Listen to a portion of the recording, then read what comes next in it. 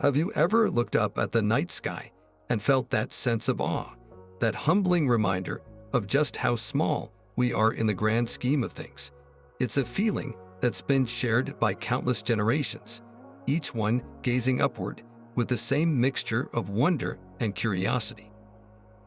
But what's truly remarkable is how much our understanding of that vast, star-filled expanse has transformed over time, not through guesswork or imagination alone, but through moments of breathtaking discovery that rewrote everything we thought we knew. We've journeyed from believing the Earth was the center of the universe to realizing we're just one tiny world orbiting an average star, in one of billions of galaxies stretching farther than we can even comprehend. And each of those leaps in knowledge didn't happen by accident. They were sparked by specific, groundbreaking findings that shifted our perspective forever. Today, we're going to explore 25 of those pivotal discoveries, the ones that didn't just add another fact to the textbooks, but fundamentally reshaped how we see the cosmos. Think about it. For centuries, we could only wonder about the nature of distant stars and galaxies, limited by what our eyes alone could observe. Then, almost overnight, tools like the telescope opened up realms of reality we never knew existed: worlds with moons, galaxies beyond our own, and cosmic phenomena that defy imagination. Each discovery peeled back another layer of the universe's mysteries, revealing a reality far stranger and more magnificent than anyone had ever dreamed. These aren't just dry scientific facts. They're stories of human curiosity, persistence, and sometimes pure luck, all coming together to illuminate the darkest corners of space. So if you've ever wondered how we went from seeing the sky as a static dome of lights to understanding it as a dynamic, expanding universe filled with black holes, dark matter, and planets beyond our solar system, you're in the right place.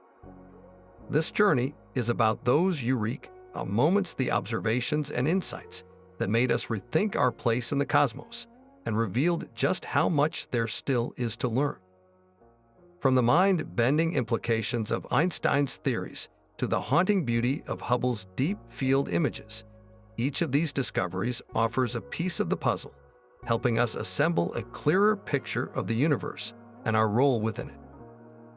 So sit back, open your mind, and let's dive into the revelations that expanded our cosmic horizons and taught us to see the universe in a whole new light.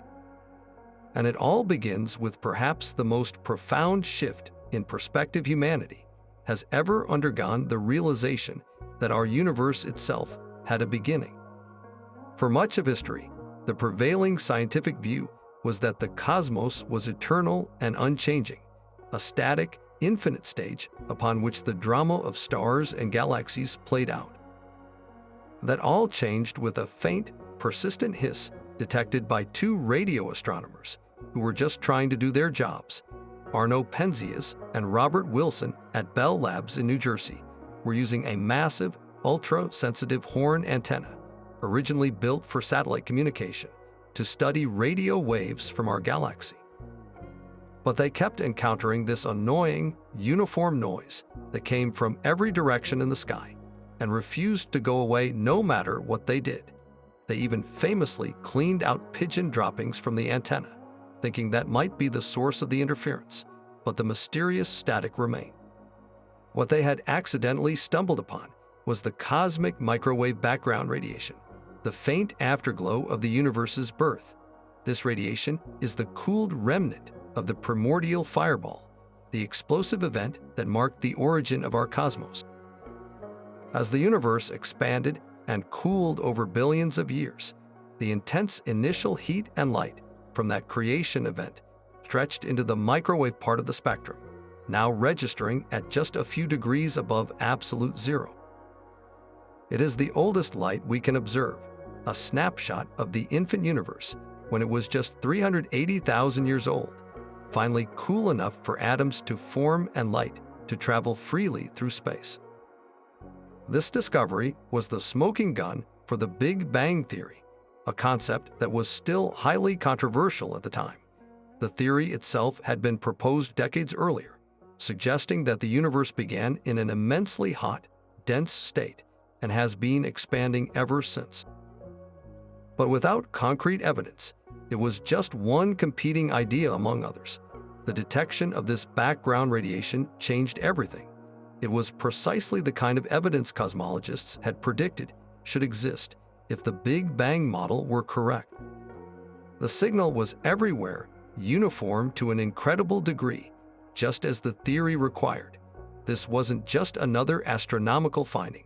It was a fundamental confirmation that our universe is not static and eternal, but dynamic, evolving, and had a definitive starting point. It gave us a cosmic birth certificate and set the stage for everything we would learn next about the life story of the cosmos, from its first fraction of a second to the vast, structured universe we see today. But if the faint whisper of the cosmic microwave background was the echo of the beginning, then the next discovery was the revelation of the ongoing story, the stunning realization that our universe is not static, but is actively stretching and growing. This monumental shift in thinking began not with a complex theory, but with careful, painstaking observations of the night sky. In the early 20th century, the prevailing view was still one of a steady state, unchanging cosmos, a notion that even Albert Einstein initially held. But a brilliant and determined astronomer named Edwin Hubble was about to use the most powerful telescope of his era to shatter that illusion forever. Working at the Mount Wilson Observatory in California, Hubble was meticulously studying distant galaxies, which were then called spiral nebulae because their true nature was still a mystery. He was building upon the work of other astronomers, like Vesto Slipher, who had noticed that the light from these galaxies shifted toward the red end of the spectrum. This phenomenon, known as redshift, is caused by the Doppler effect, the same principle that makes a siren sound lower in pitch as an ambulance moves away from you. The light waves from an object moving away from us get stretched out, making them appear redder. Hubble's genius was in cross-referencing these redshift measurements with another crucial piece of data, the actual distances to these galaxies. Determining the distance to something so incredibly far away was the real challenge. Hubble relied on a special kind of star, known as a Cepheid variable. These stars pulse with a regular rhythm, and the period of their pulsation is directly related to their true brightness. By measuring how bright the star appeared from Earth and comparing it to its known actual brightness, Hubble could calculate its distance with remarkable accuracy. It was incredibly meticulous work, but the result was undeniable. When he plotted the distances of these galaxies against their velocities measured by their redshift, he found something that would revolutionize cosmology. The farther away a galaxy was, the faster it was moving away from us. This direct, proportional relationship became known as Hubble's law. The implication was breathtaking. The universe wasn't simply existing, it was expanding. The galaxies weren't just drifting through a void. The very fabric of space itself was stretching, carrying them apart like raisins in a rising loaf of bread. This single observation completely overturned the static universe model and provided the crucial foundational evidence for the Big Bang theory. If everything is flying apart now, then rewinding the cosmic tape means everything must have been closer together in the past. Trace that expansion back far enough, and you inevitably arrive at a single, ultra-dense, ultra-hot point of origin. Hubble's discovery didn't just change a scientific model. It gave us a dynamic, evolving universe with a history and a future, setting the stage for all of modern cosmology and our quest to understand where it all began and where it might be headed. Hubble's revelation that the universe was expanding was a monumental shift, but it was based on what we could actually see, the light from stars and galaxies. Yet, as astronomers peered even deeper into the cosmos, they began to uncover hints that the universe was holding onto a much darker, more elusive secret. The story of this shadowy component begins not in the vast emptiness between galaxies, but within the bustling communities of galaxies themselves, with a brilliant and often contentious astronomer named Fritz Zwicky. Working at the California Institute of Technology in the 1930s, Zwicky was studying the Coma Cluster, a massive gathering of thousands of galaxies bound together by gravity. He was applying a technique known as the virial theorem, which essentially provides a way to weigh a celestial object by looking at the motion of its parts. By measuring how fast individual galaxies were zipping around within the cluster, he could calculate the total mass responsible for holding the entire system together. But when he compared this gravitational mass to the mass that was visible, all the stars and glowing gas he could observe, the numbers didn't just disagree, they were spectacularly, bafflingly different. The gravitational mass was hundreds of times greater. It was as if you'd only counted the visible tip of an iceberg, but the entire ship was being rocked by its immense, hidden bulk. Zwicky concluded that there must be a huge amount of some unseen material providing this extra gravity, and he called it Dunkel Materie dark matter. For decades, Zwicky's idea was largely ignored or dismissed by the scientific community. It seemed too outlandish, a fix for a problem many thought was caused by faulty measurements or incomplete understanding. The concept needed another crucial piece of evidence to move from the fringe to the forefront, and that evidence came decades later from the meticulous work of astronomer Vera Rubin. In the 1970s, Rubin and her colleague Kent Ford were studying the rotation of individual spiral galaxies. They expected to find that stars at the outer edges of a galaxy, far from the bright, massive center, would orbit more slowly, just as Pluto, being farther from the Sun, moves much more sluggishly in its orbit than Mercury does. But their observations revealed something entirely different. Stars at the very outskirts of galaxies were orbiting just as fast as those near the center. This was a huge problem. According to the laws of gravity, a galaxy spinning that fast should simply fly apart, hurling its stars into the void. The only possible explanation was that each galaxy was surrounded by an enormous, invisible halo of mass, a halo providing the extra gravitational glue to hold everything together. This halo had to be much larger than the visible galaxy itself, and made of something that didn't emit, absorb, or reflect any light. Rubin had independently and conclusively confirmed the presence of Zwicky's dark matter. So what is it? That's the million-dollar question, and the answer is we still don't know. Dark matter is not simply ordinary matter hiding in the dark. It's not clouds of cold gas, rogue planets, or black holes. Those are made of baryonic matter, the same protons and neutrons that make up everything we see. Precise measurements of the cosmic microwave background and other evidence tell us that all the stars, planets, and gas in the universe account for less than 5% of its total content. Dark matter, making up about 27%, is something else entirely. It appears to interact with the universe only through gravity.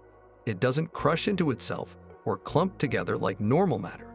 It simply forms vast, diffuse halos that weave through and around galaxies, providing the invisible scaffolding upon which the entire visible universe is built.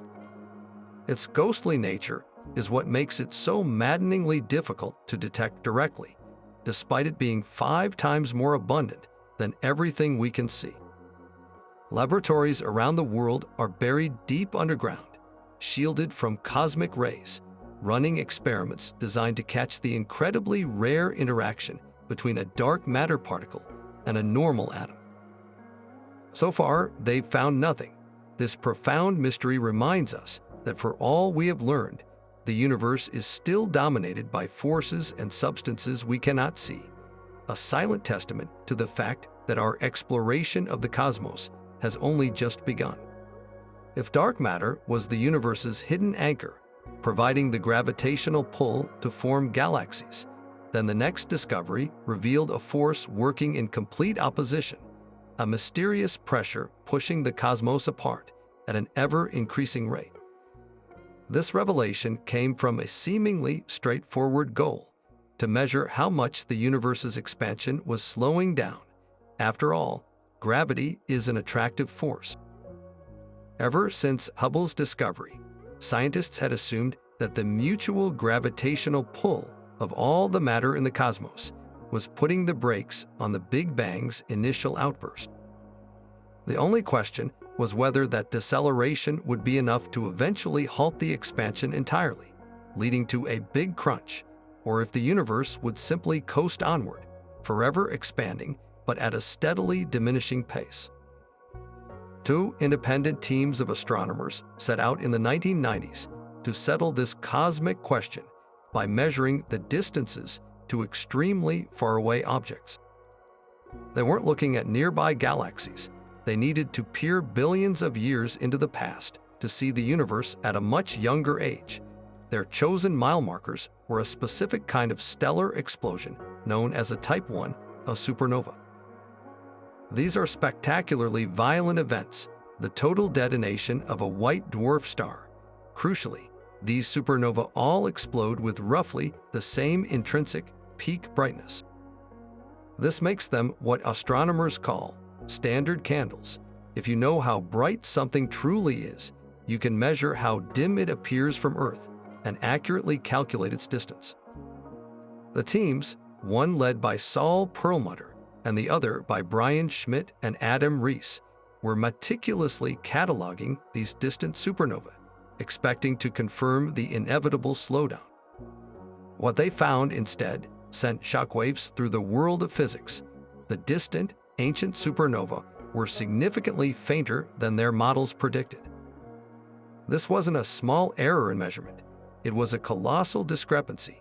After painstakingly ruling out every possible alternative cosmic dust, evolutionary changes in the stars, any other confounding factor they could imagine, they were left with one inescapable and terrifying conclusion. The supernovae were fainter because they were much farther away than anyone had calculated. The only explanation was that the expansion of the universe hadn't been slowing down at all. In the latter half of its life, the expansion had begun to accelerate. Some unknown repulsive force, acting against the pull of gravity, was stretching the fabric of spacetime faster and faster. This mysterious agent was dubbed dark energy. The implication was staggering. It meant that the dominant force shaping the long-term fate of our cosmos is not gravity, but this strange anti-gravitational pressure. Think of it like tossing a ball into the air. We expected the ball to slow down, reach its apex, and fall back to Earth. Instead, we watched in awe as the ball shot upward faster and faster, defying gravity itself. This discovery was so profoundly unexpected that the researchers themselves were deeply skeptical, fearing they had made a mistake. But when the two competing teams announced their results almost simultaneously in 1998, they confirmed each other's work. The universe was not only expanding, but its expansion was accelerating. So what is dark energy? The honest answer is that it remains one of the greatest enigmas in all of science. The leading hypothesis, first proposed by Albert Einstein himself and then discarded, is the cosmological constant, a property of empty space itself. The idea is that a vacuum is not truly nothing. It has an innate energy that exerts a negative pressure, causing spacetime to expand. The problem is that when physicists try to calculate the strength of this energy based on quantum theory, their predictions are off by a factor of 10 to the power of 120. That's a 1 followed by 120 zeros, the largest discrepancy between theory and observation in all of science. Other theories suggest dark energy could be a dynamic field that changes over time, or perhaps an indication that our understanding of gravity on the largest scales is fundamentally flawed. What we do know is its overwhelming dominance. Precise measurements now tell us that dark energy constitutes about 68% of the total mass energy content of the universe. Dark matter makes up another 27%, leaving everything else, every star, every planet, every galaxy, every single atom that makes up you and me, and everything we have ever seen, to account for a mere 5% of the cosmos. This hierarchy paints a breathtakingly humbling picture. We live in a universe where 95% of its content is completely invisible and unknown to us, a cosmos driven by a darker, repulsive force that is steadily pulling it apart. The ultimate fate of our universe now appears to be not a fiery crunch or a gentle coasting, but a cold, lonely, and ever-accelerating drift into nothingness, a quiet fade into expanding darkness dictated by this mysterious force we are only just beginning to name. For centuries, the question of whether other worlds existed around distant stars was the stuff of philosophy and science fiction. We could wonder, speculate, and dream, but we had no proof. Our solar system was the only one we knew, a single data point in a seemingly lonely galaxy. That profound uncertainty ended in 1995, when two astronomers in Switzerland made a discovery that would forever change our perspective on our place in the cosmos. Mitchell Mayer and Didier Queloz, working at the Haute Province Observatory, announced they had found the first planet ever detected orbiting a sun-like star, a world now known as 51 Pegasi b. The method they used was ingenious, relying not on directly seeing the planet, an impossibly difficult task given the blinding glare of its host star, but on detecting the star's subtle wobble. This technique, called the radial velocity method, measures the tiny shifts in the color of a star's light caused by the gravitational tug of an orbiting planet. As a planet circles its star, it doesn't just orbit a stationary point. Both objects actually orbit their common center of mass.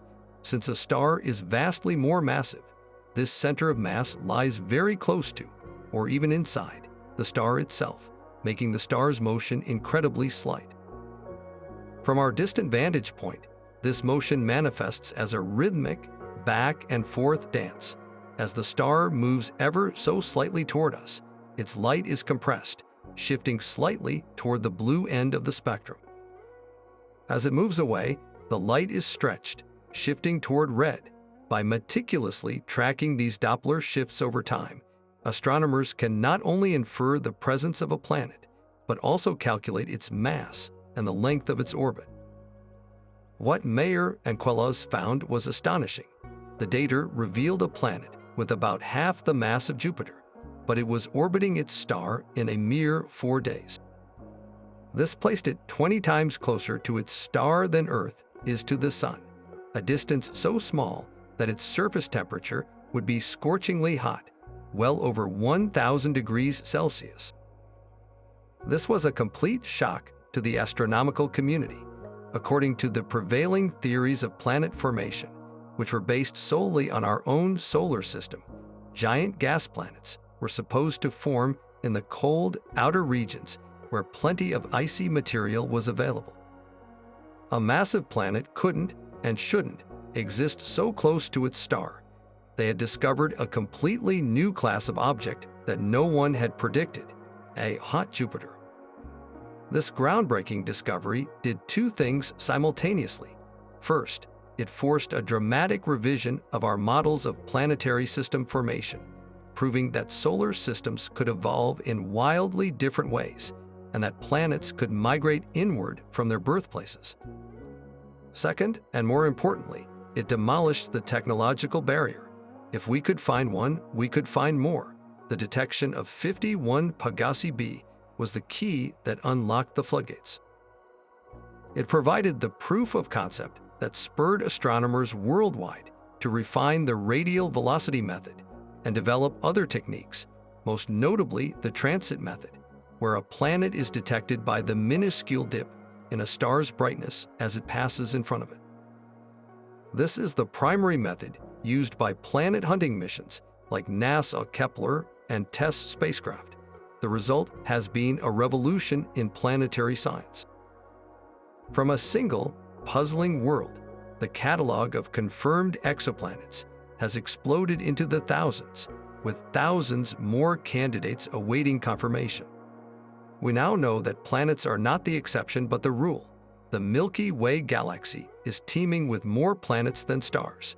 We've found rocky super-Earths, watery worlds, planets with 2 suns, and planetary systems of bewildering variety that look nothing like our own. This incredible diversity has transformed the search for life beyond Earth from a speculative question into a concrete scientific pursuit. We are no longer asking if there are other Earths. We are now developing the tools to find them and analyze their atmospheres for the chemical signatures of biology. The discovery of that first alien world around a sun-like star opened our eyes to a universe rich with possibilities, a cosmos where the potential for other habitable worlds, and perhaps other life, is not just a hope, but a statistical probability. Yet for all its explanatory power, the theory of cosmic inflation was just that, a brilliant but unproven idea. It needed a specific, testable prediction, a cosmic fingerprint that could be searched for in the ancient light of the universe. That evidence would come from studying the minute imperfections in the cosmic microwave background. Inflation doesn't predict a perfectly smooth universe. In fact, it requires tiny quantum fluctuations. These microscopic ripples in the fabric of spacetime, generated in that first unimaginable fraction of a second, were stretched to astronomical sizes by inflation, becoming the seeds for all future structure. They are the reason we have galaxies, stars, and planets at all. Without these initial density variations, gravity would have had nothing to grab onto, and the universe would have remained a vast, featureless sea of gas. The hunt for these anisotropies, these tiny variations in temperature across the sky, became the next great quest in cosmology. For decades after its discovery, the cosmic microwave background appeared perfectly uniform, a smooth backdrop to an astonishing degree. But inflation insisted there must be incredibly faint patterns imprinted upon it. The breakthrough came with NAS, a Cosmic Background Explorer, or COBE, satellite in 1992. Its instruments were so sensitive they could detect temperature variations of just a few millionths of a degree. And there they were. The first maps of the infant universe revealed a mottled sky, a cosmic tapestry of slightly warmer and cooler spots. These were the amplified quantum seeds, the blueprints for the cosmic web of galaxies we see today. This was a monumental validation, earning the COBE team the Nobel Prize and providing the first strong observational support for inflation. Further missions, like the Wilkinson Microwave Anisotropy Probe and the Planck satellite, have mapped these temperature fluctuations with even greater precision. The patterns they observed match the predictions of inflationary theory with stunning accuracy. The statistics of the hot and cold spots, their size distribution, and their correlation across the sky all point to a universe that underwent a period of rapid, exponential expansion. This evidence doesn't just tell us that inflation happened, it also helps us understand the physics of that incredible epoch, giving us a glimpse into the energy scales that existed when the universe was less than a trillionth of a second old. It connects the quantum world to the cosmic scale, providing a tangible link between the very small and the very large. However, the story is far from over. While inflation is the leading paradigm, it is not a single monolithic theory, but a class of models. The precise details of what drove inflation, the nature of the inflatened field, remain one of the biggest open questions in physics. Different models make different predictions about the gravitational waves that such a violent, rapid expansion should have generated. The search for the imprint of these primordial gravitational waves in the polarization of the cosmic microwave background is the next frontier, a potential smoking gun that could point us toward the correct version of inflationary theory. So while we now have compelling evidence that a period of inflation did occur, this discovery has opened up a vast new field of inquiry, pushing our understanding to the very limits of energy, time and the fundamental laws of nature. But if inflation set the stage for the universe's structure, and dark energy dictates its ultimate fate, then black holes represent the most extreme and enigmatic endpoints of matter itself. These cosmic paradoxes, where the known laws of physics break down, began not as an observed phenomenon, but as a profound implication of a revolutionary theory. The story of black holes starts with Albert Einstein's theory of general relativity, published in 1915, which redefined gravity not as a force, but as the warping of spacetime by mass and energy.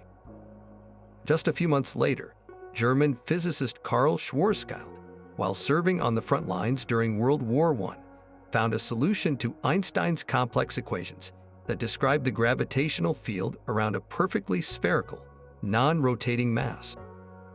His solution contained a terrifying prediction. If you compressed enough mass into a sufficiently small radius, now called the Schwarzschild radius, the curvature of spacetime would become so infinite that nothing, not even light, could escape its pull. The boundary of this point of no return is what we now call the event horizon. For decades, this was considered a mathematical curiosity, a theoretical possibility so bizarre that it surely couldn't exist in the real world. Even Einstein himself doubted such objects could form. The term black hole wouldn't even be coined until the 1960s by physicist John Wheeler. The turning point came from understanding the life cycle of the most massive stars. When a star many times more massive than our Sun exhausts its nuclear fuel, the inward crush of gravity is so overwhelming that it overcomes every single force that might oppose it. The star's core, no longer supported by the outward pressure from fusion, collapses catastrophically in a fraction of a second. For the very heaviest stars, this collapse doesn't stop.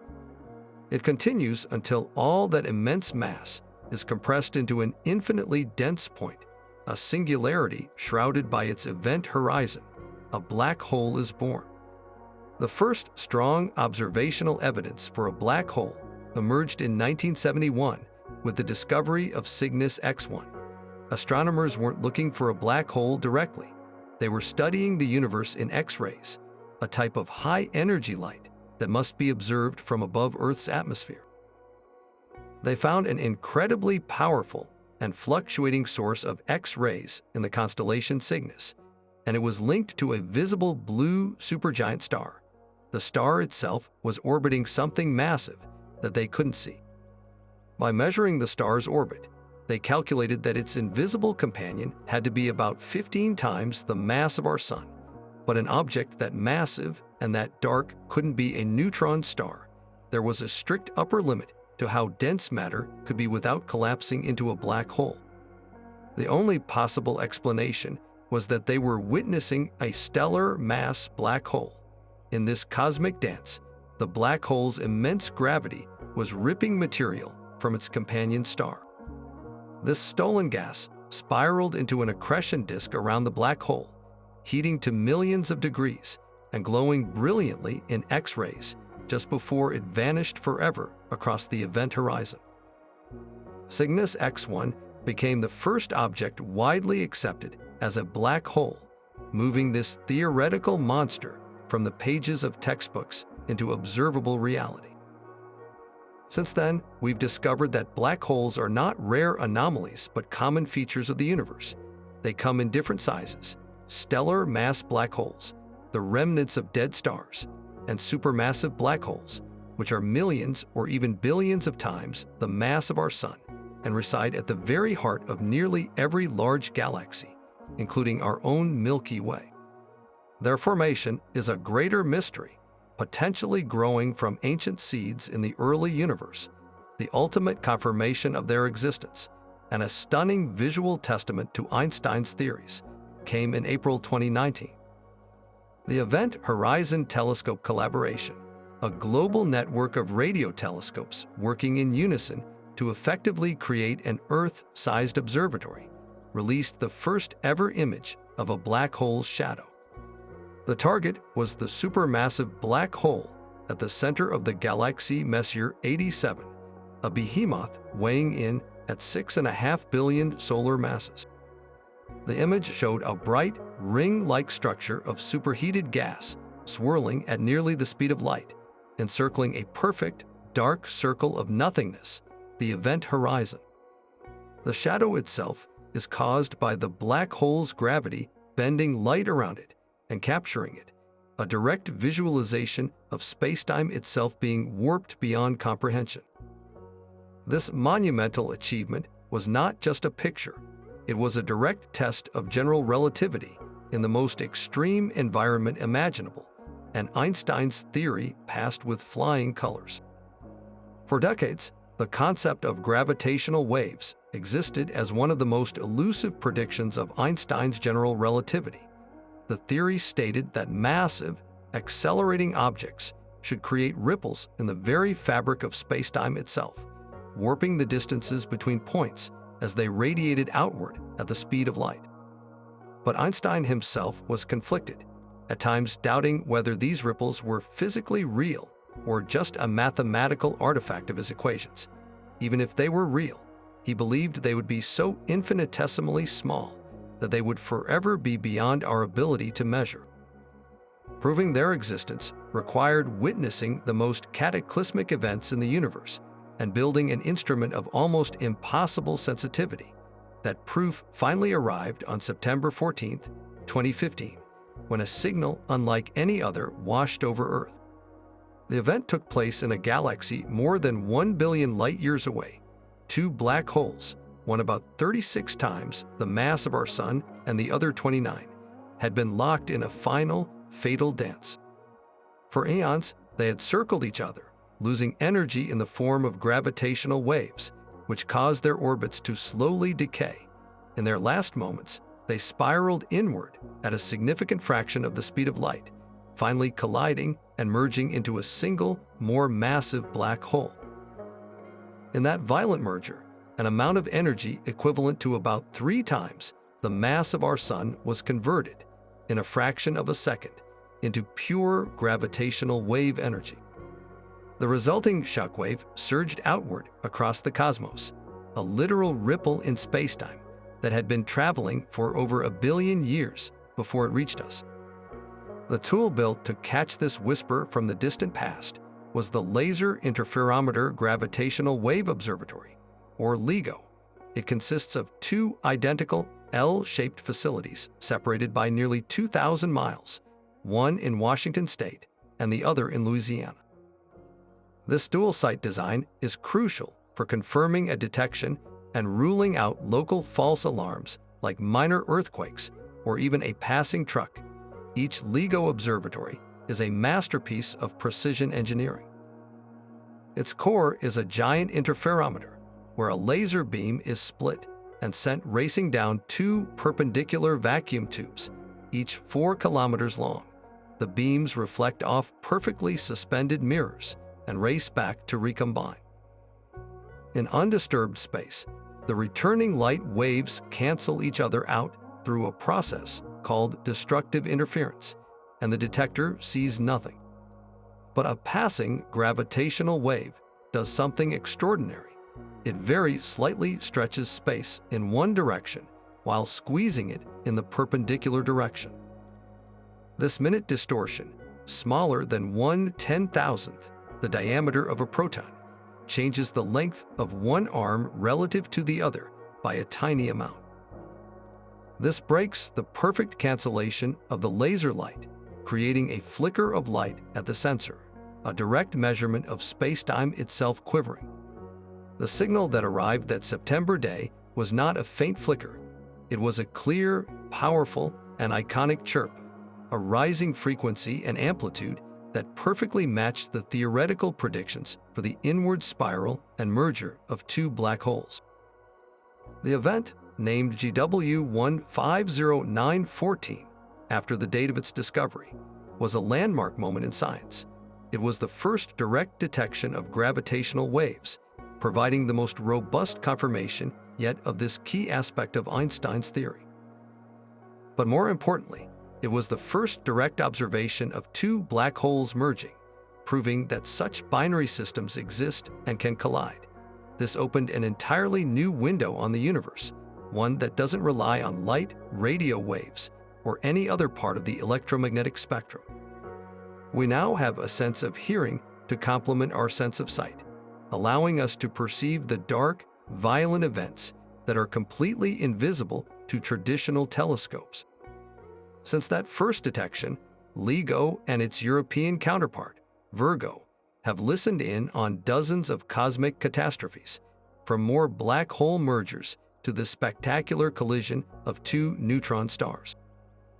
Each event paints a more detailed picture of the most extreme environments and the behavior of matter under forces we can never hope to replicate on Earth.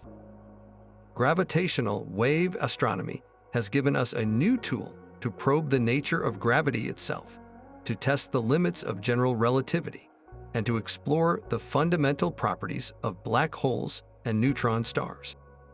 It is a field born from a century-old prediction and a technological triumph, forever changing our methods of observing the cosmos and reminding us that the universe is constantly ringing with the echoes of its most dramatic transformations.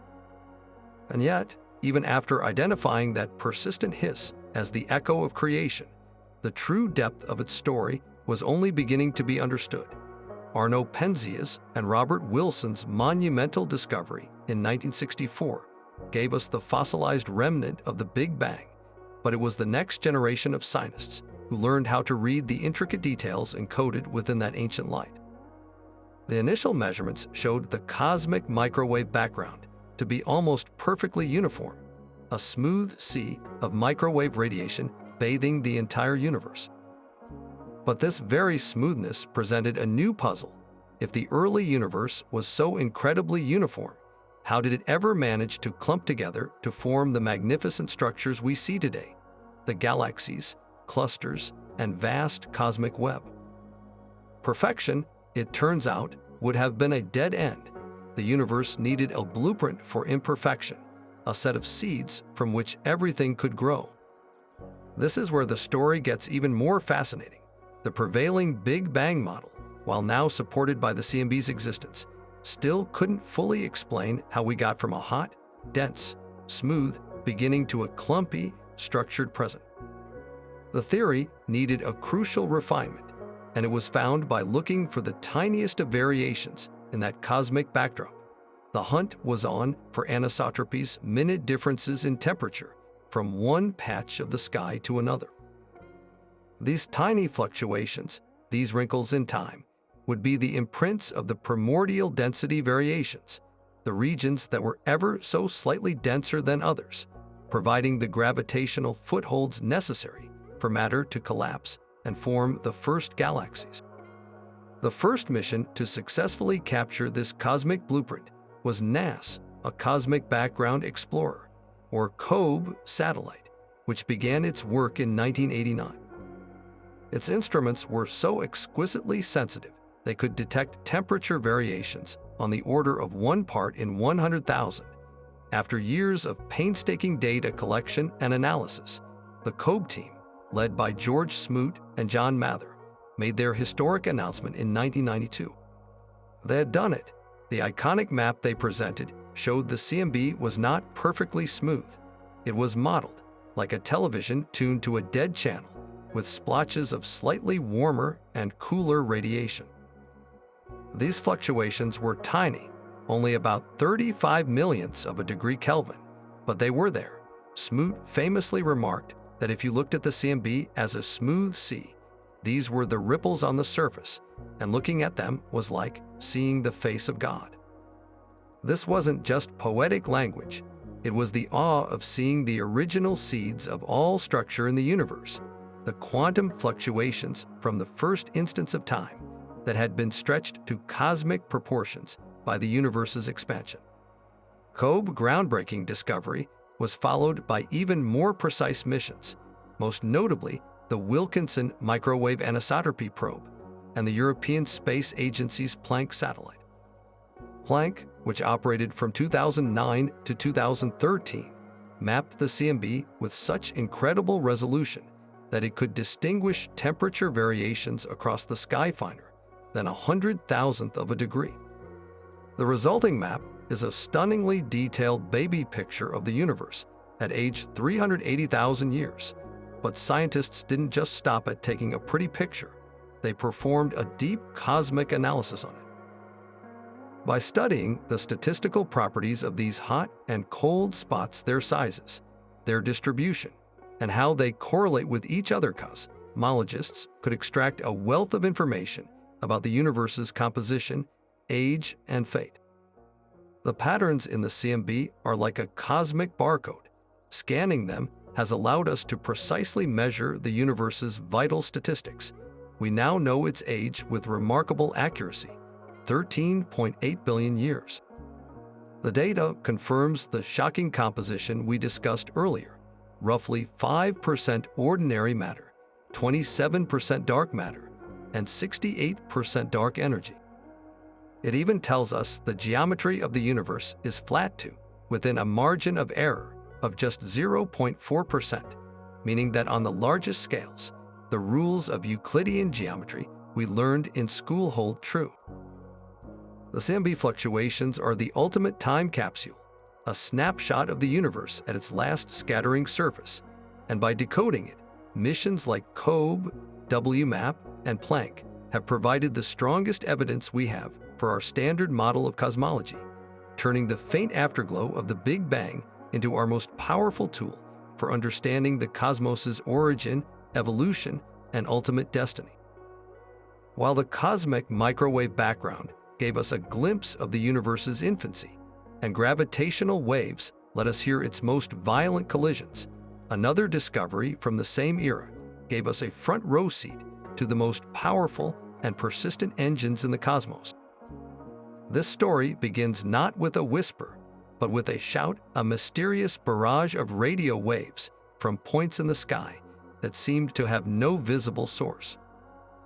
In the late 1950s and early 60s, as radio astronomy was coming into its own, astronomers began cataloging these strange, powerful radio sources.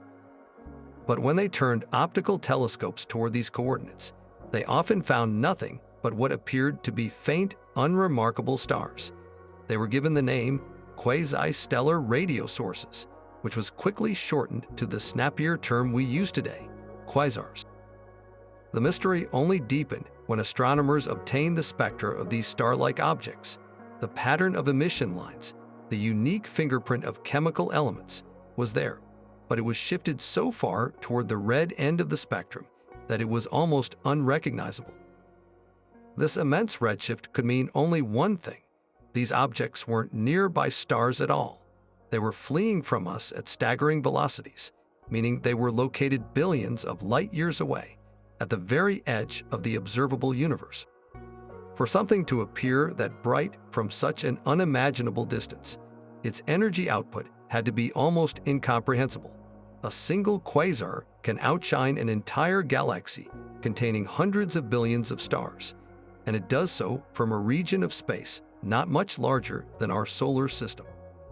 The question was, what kind of natural furnace could possibly generate that much energy from such a small volume? The answer, once again, came from the implications of Einstein's theories, combined with a bold new understanding of galactic cores. The only conceivable power source that could explain such immense energy was the accretion of matter onto a supermassive black hole. Imagine a black hole with a mass millions or even billions of times that of our Sun, residing at the very center of a distant galaxy. As vast clouds of gas, dust, and even entire stars are drawn in by its irresistible gravitational pull, they don't fall in directly. Instead, they form a swirling, superheated disk of plasma, known as an accretion disk, spiraling inward at nearly the speed of light. The friction within this disk heats the material to temperatures of millions of degrees, causing it to glow with the brightness of 1 trillion suns across the entire electromagnetic spectrum, from radio waves to X-rays. But that's only part of the story. Some of the infalling material, instead of crossing the event horizon, is channeled and accelerated by the black hole's immense magnetic fields into two narrow, incredibly powerful jets that blast outward from the poles of the disk at nearly the speed of light, shooting across intergalactic space for millions of light years. The identification of quasars in 1963 by astronomer Martin Schmidt was a true turning point. It was the moment we realized that the serene, static sky was an illusion, and that the universe was filled with unimaginably violent and energetic events. But their significance goes far beyond their raw power, because their light has been traveling for billions of years to reach us. Quasars act as cosmic lighthouses, illuminating the distant past. When we observe a quasar, we are looking back to a much younger, more turbulent universe. The fact that quasars are only found at these immense distances and not in the modern, local universe told us something profound. The universe evolves.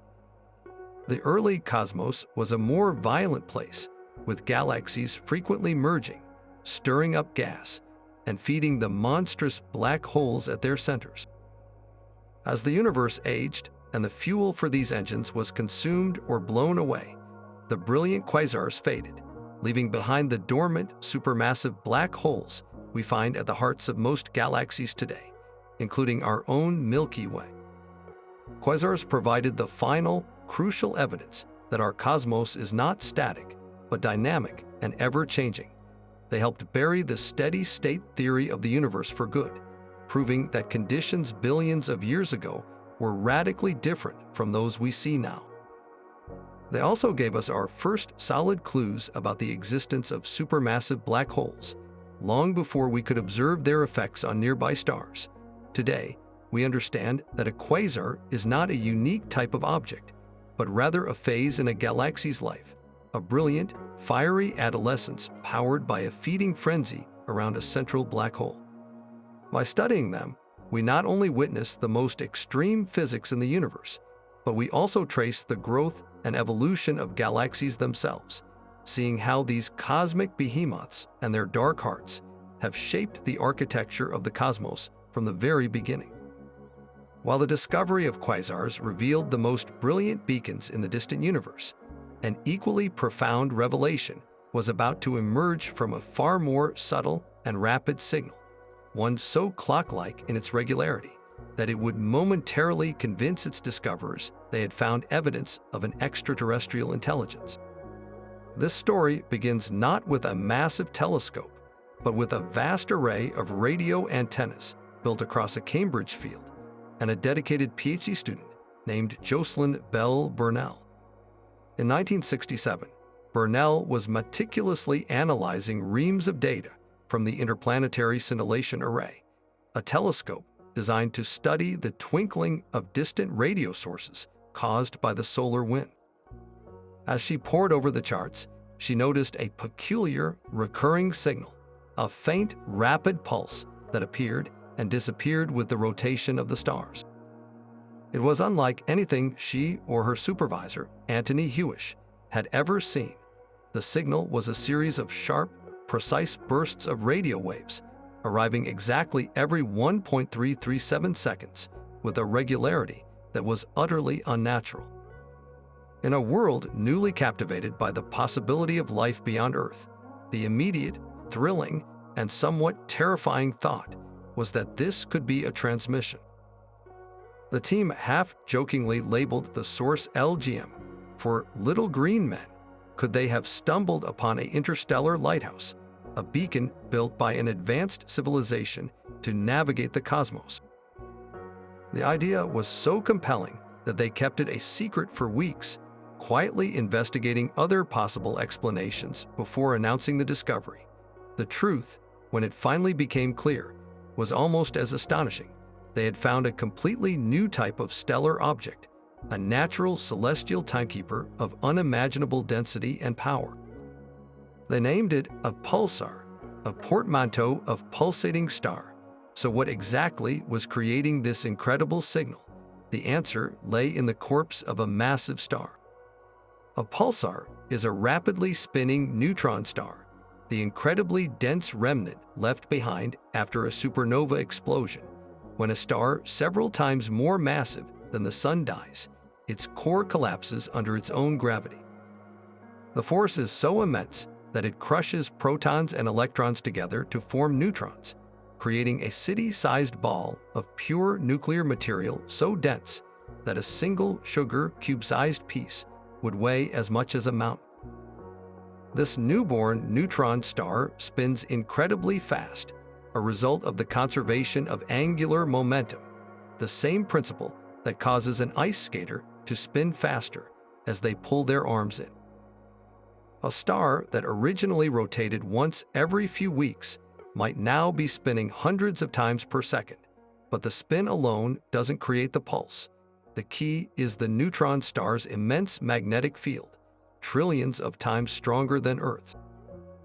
This magnetic field acts like a colossal cosmic generator, accelerating charged particles from the star's surface and funneling them outward along the magnetic poles.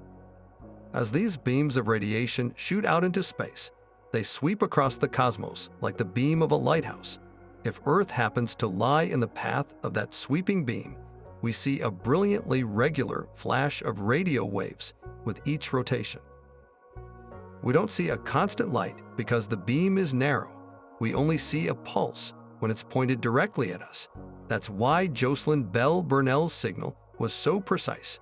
It was the signature of a cosmic lighthouse keeper, spinning in the void and sending out a steady, rhythmic signal with every turn. The confirmation of their natural origin did nothing to diminish their importance. In fact, it opened up entirely new fields of astrophysical research. The exquisite regularity of pulsar pulses made them the most accurate clocks in the universe, far more stable than any atomic clock on Earth. This precision became a powerful tool for testing the theory of general relativity in ways that were previously impossible. In 1974, astronomers Joseph Taylor and Russell Hulse discovered a unique binary system consisting of two pulsars orbiting each other. According to Einstein's theory, such a system should lose energy in the form of gravitational waves, causing the orbits of the two stars to very slowly decay. By meticulously timing the pulses from these pulsars over years, they were able to detect this orbital decay with stunning accuracy. The observed change matched Einstein's predictions perfectly, providing the first indirect evidence for the existence of gravitational waves, a discovery that would earn them the Nobel Prize and pave the way for direct detectors like LIGO decades later. Beyond testing relativity, pulsars serve as crucial probes into the extreme states of matter. The density inside a neutron star is so great that it represents a form of matter that cannot be created in any laboratory on Earth, pushing the boundaries of our understanding of nuclear physics. They also act as cosmic milestones, helping us map the structure of our galaxy and measure distances across vast interstellar space. The study of pulsars has even practical applications. The plaque aboard the Pioneer spacecraft and the diagrams on the Voyager Golden records include a map showing the location of our solar system relative to 14 known pulsars, providing a potential cosmic roadmap for any intelligent species that might find them millions of years from now. From a mysterious signal mistaken for aliens to indispensable tools for probing the fundamental laws of the cosmos, pulsars stand as a testament to how a curious anomaly can revolutionize our understanding of the universe's most extreme phenomena. For all the incredible power of our telescopes to reveal individual wonders, from the explosive death of stars to the silent pull of black holes, there remained a fundamental question about the broader cosmos. Just how populated was the universe beyond the bright, obvious galaxies? Astronomers had long assumed that the deep space between the major landmarks was largely empty, a dark and silent void.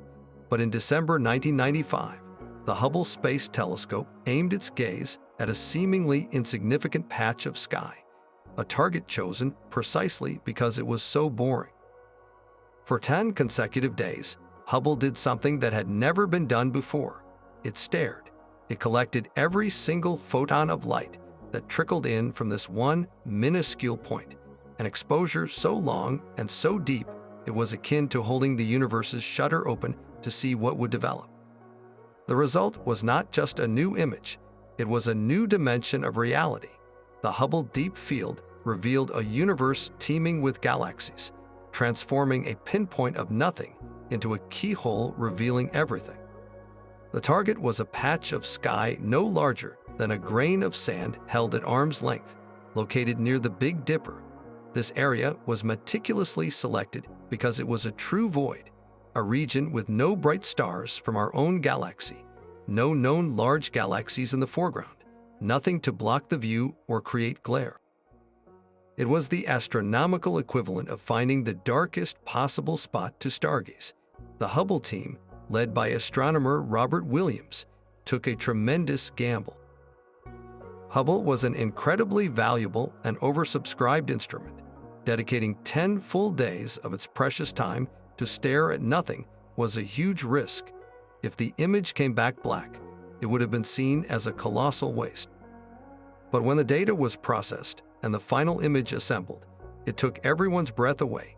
That tiny, empty speck of sky contained not a few dozen, not a few hundred, but over 3,000 galaxies, each a colossal island of billions of stars, all revealed in stunning detail. The image was a core sample of the universe, a geological dig through cosmic time. The galaxies within it were not all the same. Some were majestic, fully formed spirals and ellipticals, familiar shapes from our local universe. But many more were strange, irregular, and fragmentary, small, blobby collections of stars, caught in the act of formation. This was the real treasure. Because light takes time to travel, looking out into space is looking back into time. The faintest, smallest, and most distorted galaxies in the deep field were the most distant, their light having journeyed for over 12 billion years to reach Hubble's mirror. We were seeing them not as they are today, but as they were in their infancy, just a few billion years after the Big Bang. The image was a family photo of the universe, showing generations of galaxies from mature adults down to clumsy toddlers, all captured in a single frame. This one profound observation fundamentally changed our understanding of galaxy evolution. Before the deep field, the early universe was largely theoretical. We had models, but we had no comprehensive census of its population. The image showed decisively that the early cosmos was a much more crowded and chaotic place. Galaxy formation was not a neat, orderly process. It was a violent, messy period of constant collisions and mergers. Those small, irregular blobs were the building blocks that would, over billions of years, slam together and coalesce into the grand spiral and elliptical galaxies we see in our modern neighborhood. The Hubble Deep Field provided the direct visual evidence for the bottom-up model of structure formation, where small things merge to form bigger things. It gave us a timeline and a visual history book. The success of the original Deep Field led to even more ambitious follow-ups. The Hubble Ultra Deep Field, released in 2004, peered even deeper, looking back to a time when the universe was just 800 million years old, capturing the very first galaxies to emerge from the cosmic dark ages. The E-Extreme Deep Field, a cumulative image released in 2012, pushed the exposure time to a staggering 23 days, revealing galaxies whose light has been traveling for 13.2 billion years. Each of these images has reinforced the original, breathtaking conclusion. The universe is overflowing with galaxies. There are likely over 200 billion of them, each containing hundreds of billions of stars. The profound implication is that a clear, dark patch of night sky is not empty at all. It is a densely packed window, and every single point of darkness is, in reality, filled with the light of countless worlds, a visual echo of a universe that is far more vast, rich, and crowded than we had ever dared to imagine. Yet even with the universe's grand acceleration driven by dark energy, the motion of our own galactic neighborhood tells a more complex and intimate story. While the cosmos as a whole is flying apart, individual galaxies and clusters are also engaged in an intricate dance, pulled by the gravitational tides of their most massive neighbors. For our Milky Way and the entire local group of galaxies, this dance has a mysterious and powerful conductor, a gravitational anomaly so immense it was hidden in plain sight for decades, known to astronomers as the Great Attractor. The first clues emerged in the 1970s and 80s, as cosmologists began to map the universe in 3 dimensions. By measuring the redshifts of galaxies, they could plot their velocities relative to the overall expansion of the universe. What they found was a peculiar drift in our local motion. Our galaxy, along with the entire local group, is not simply coasting with the Hubble flow. We are being pulled sideways at a staggering velocity of over 600 kilometers per second. This deviation, known as our peculiar velocity, pointed towards something massive lurking in the direction of the constellations Centaurus and Norma, a region of the sky obscured from our view by the dusty, crowded plain of our own Milky Way. This zone of avoidance, where the thick band of stars and dust in our galactic disk blocks our optical view, had effectively hidden a colossal secret. The discovery of this motion was a triumph of large-scale astronomical surveys. Scientists like astronomer Alan Dressler, part of the Seven Samurai team, were instrumental in mapping the peculiar velocities of hundreds of elliptical galaxies. They did this by using a specific type of galaxy as a standard candle. By assuming these galaxies had a standard size and luminosity, they could estimate their true distance. Comparing that distance to the redshift measured velocity revealed which part of a galaxy's motion was due to the universe's expansion, and which part was an additional, peculiar velocity induced by local gravitational pulls. When they plotted all these vectors on a map, they converged on a point behind the Milky Way's zone of avoidance, something with the gravitational pull of tens of thousands of Milky Way galaxies was drawing us, and everything in our vicinity toward it. This something was dubbed the Great Attractor. Initially, its nature was a profound mystery. Was it a single, unimaginably large supercluster of galaxies? A concentration of dark matter so dense it defied explanation? Or something even stranger? The puzzle deepened with the realization that our motion toward the Great Attractor is just one part of a much larger flow. Everything in our entire region of space, including the Great Attractor itself, is also being pulled toward an even more massive structure beyond it, the Shapley supercluster, the largest known concentration of matter in the observable universe. This revealed a cosmic hierarchy of pulls, a web of gravity where even great attractors are attracted to something greater. Modern observations, particularly from X-ray and radio telescopes that can peer through the galactic dust, have started to unveil the Great Attractor's identity. It is not a single monstrous object, but rather the dense core of the Laniakea supercluster, of which our own local group is merely an outlying suburb. Laniakea, a Hawaiian word meaning immeasurable heaven, is a filamentary network of over 100,000 galaxies, stretching across 500 million light-years. The gravitational heart of this vast continent of galaxies is the Norma cluster, a massive gathering of galaxies located about 250 million light-years away. It is the combined pull of all the matter, both the visible galaxies and, more importantly, the immense halo of dark matter enveloping them, that creates the accelerating force we experience. The story of the Great Attractor is ultimately a story about dark matter and the large-scale structure of the universe. The visible galaxies we see are just the lit-up tips of a much deeper, darker iceberg. The true architecture of the cosmos is built from these vast filaments and nodes of dark matter, a cosmic web that formed in the early universe and dictates the flow of all visible matter. The Great Attractor is one such node, a grand central station in the cosmic railway system. Our journey toward it is a humble reminder that even on the scale of superclusters, we are not isolated. We are part of a dynamic, flowing universe, forever moving toward the densest concentrations of mass in an endless gravitational dance, tracing the invisible lines of a web whose full extent we are still striving to map. While the Great Attractor revealed the hidden gravitational currents shaping our local universe, another discovery was made that unveiled explosions of such unimaginable ferocity that they briefly outshine the combined light of every star in 100 billion galaxies. This story begins not with astronomers, but with soldiers.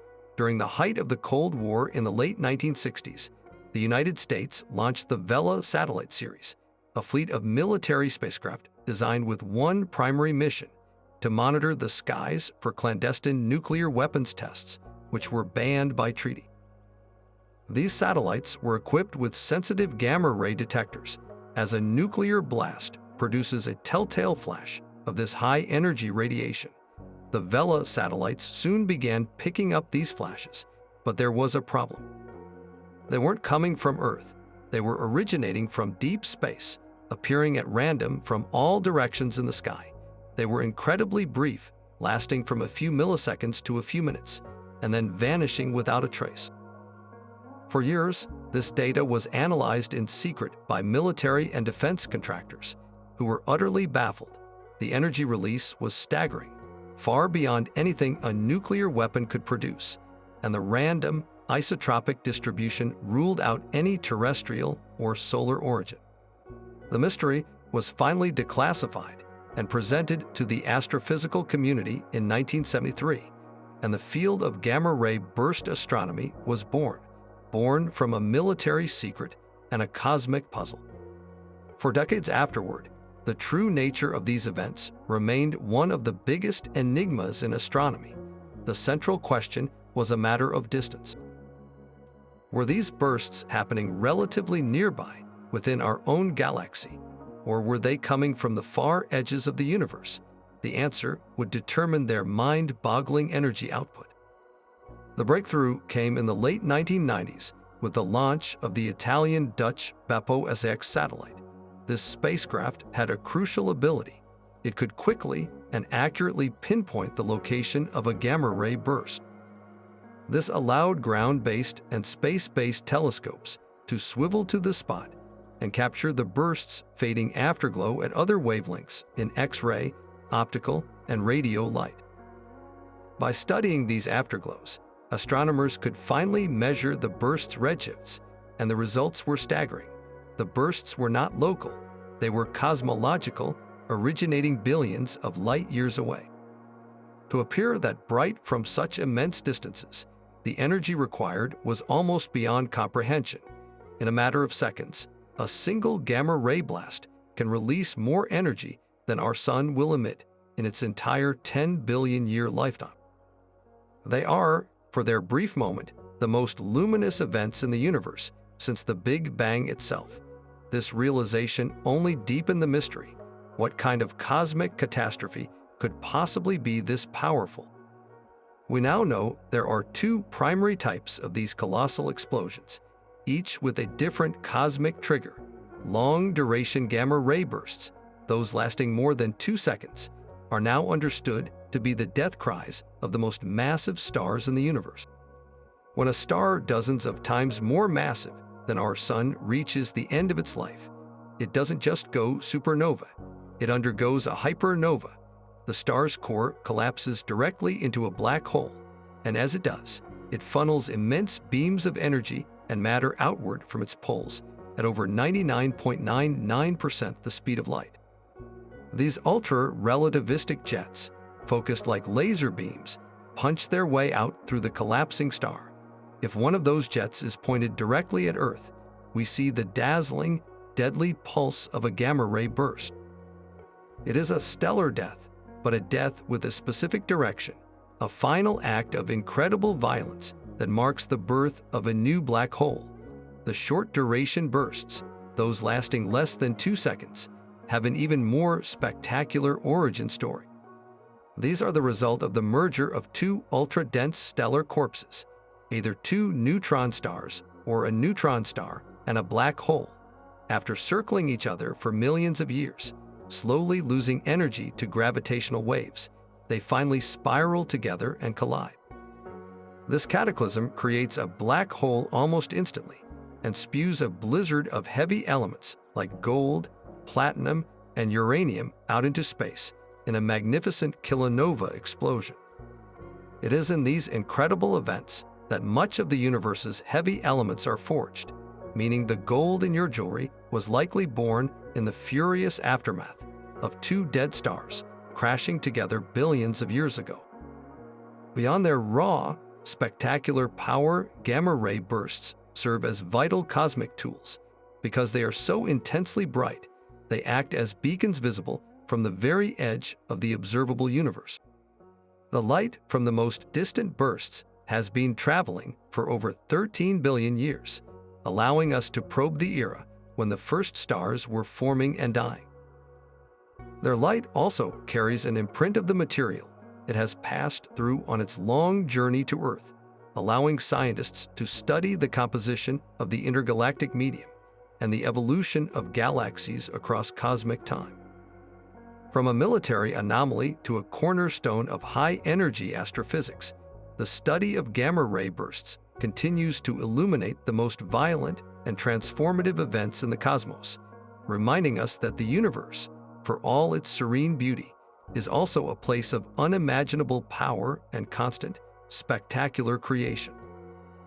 But for all the violence happening in the distant cosmos, some of the most profound revelations about our own origins have come from the quiet, frozen outskirts of our own solar system, from a realm so distant and dark, it was purely theoretical for most of human history.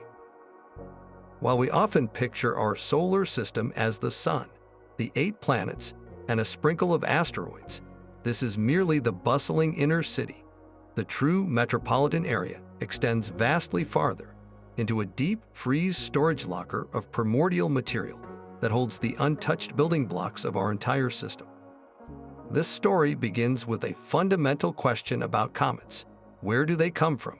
These icy visitors, with their brilliant tails, have been observed for millennia, but their origin was a complete mystery. They seem to arrive from random directions in the sky, on orbits that took them incredibly far from the Sun before swinging back in for a brief, glorious appearance. In 1950, a brilliant Dutch astronomer named Jan Uwit provided the answer. By studying the orbits of long-period comets, those with orbital periods longer than 200 years, he noticed a peculiar pattern. These comets weren't coming from just anywhere. Their paths suggested they originated in a vast, spherical shell surrounding the solar system at an almost unimaginable distance.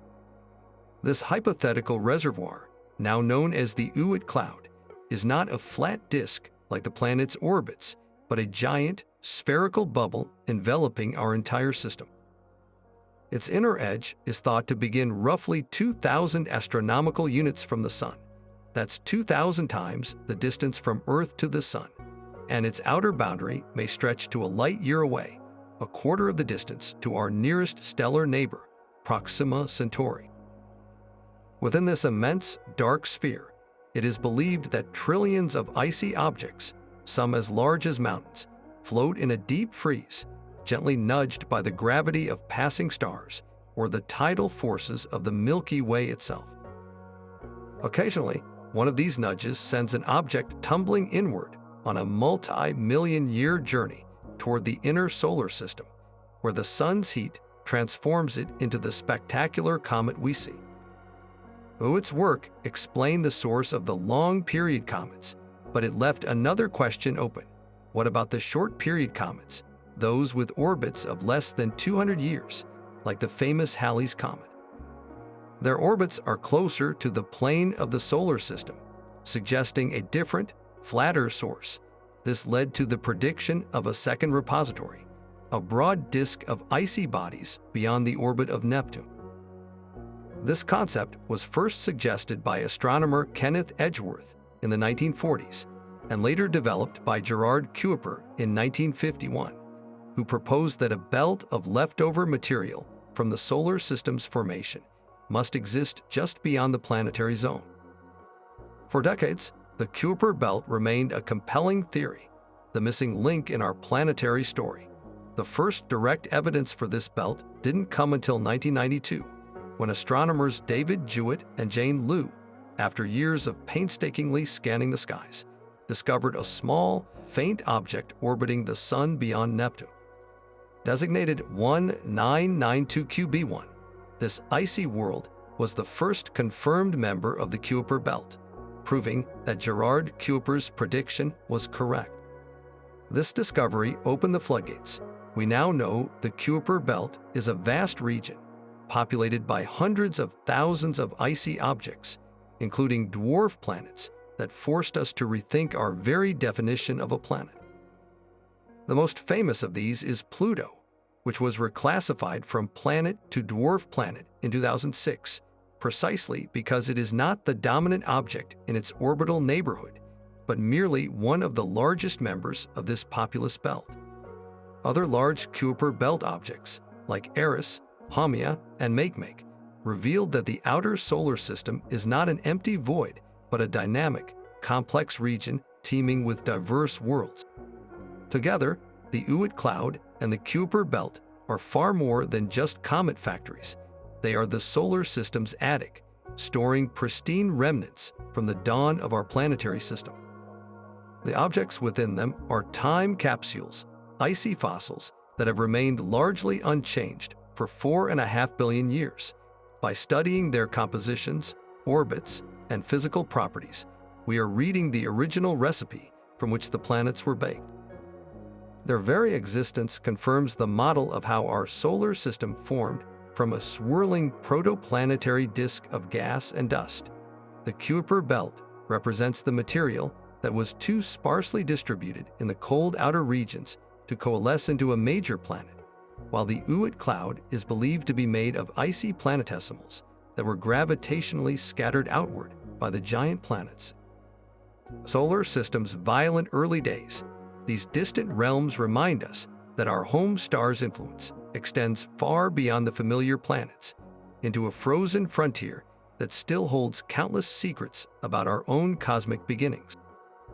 While we have mapped the grand architecture of the cosmos and witnessed its most violent explosions, there is a constant, invisible rain of atomic fragments from space that has been bombarding our planet since its formation, a phenomenon whose discovery opened an entirely new window on the universe's most energetic processes.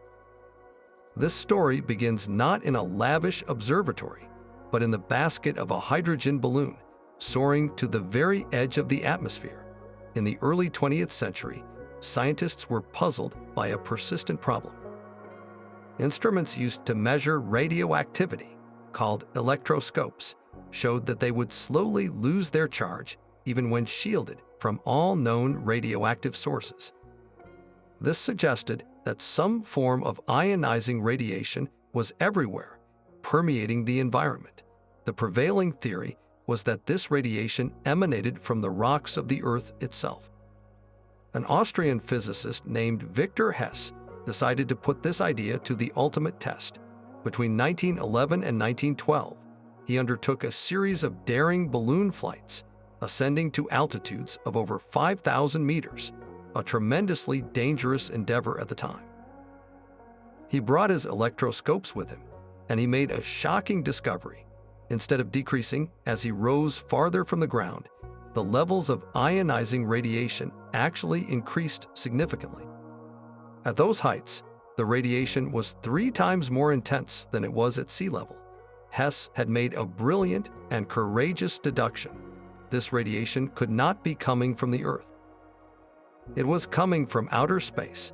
He had discovered what the physicist Robert Millikan would later name cosmic rays, for which Hess would eventually receive the Nobel Prize. So what exactly are these cosmic rays? The name is a bit of a misnomer. They aren't rays of light like gamma rays or X-rays. they are actually particles, the bare nuclei of atoms stripped of their electrons. There are protons, the nuclei of helium atoms, and even heavier elements like iron and nickel, all accelerated to nearly the speed of light. They are, in essence, subatomic bullets fired across the galaxy. Their incredible speed gives them phenomenal energy, making them the highest energy particles ever observed in nature.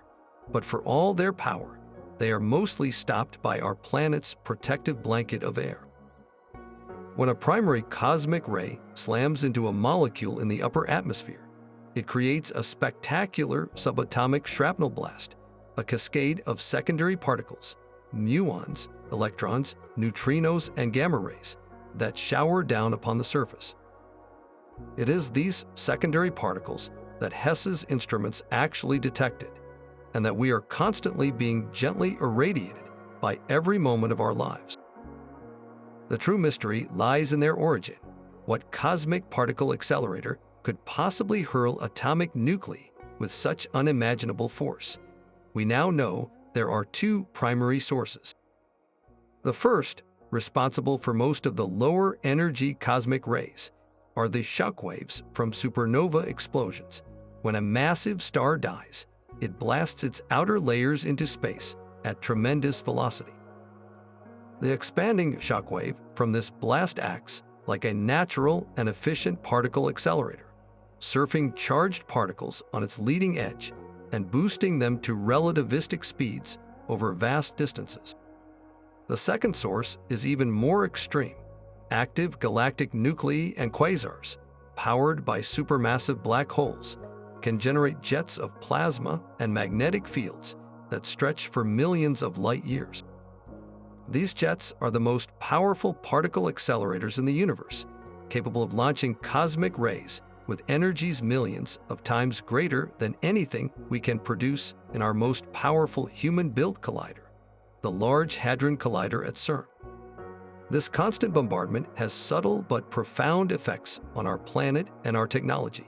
Cosmic rays are a primary source of background radiation for airline crews and frequent flyers, who spend more time in the thinner atmosphere. They can also cause single-event upsets in sensitive microelectronics, flipping bits in computer memory and causing glitches in satellites and even ground-based systems. Some scientists have even proposed that the ionizing trail left by a cosmic ray could influence cloud formation or trigger genetic mutations, playing a possible, though debated, role in climate and evolution over geological timescales. But beyond being a natural phenomenon, cosmic rays have become an indispensable tool for science. Because they are charged particles, their paths are bent and scrambled by the magnetic fields of our galaxy, making it impossible to trace them directly back to their source. Instead, physicists use them as natural probes. By studying the composition and energy spectrum of these particles, we can learn about the nuclear processes happening inside stars and supernova, and map the magnetic structure of the Milky Way. Furthermore, the secondary particles created in the atmospheric cascade, particularly muons, are used in a technique called muon radiography to peer inside large, dense structures like volcanoes to map their chambers, or pyramids to look for hidden rooms. From a puzzling background signal to a tool for probing both the cosmos and our own world, the study of cosmic rays continues to reveal a universe teeming with invisible, high-energy activity.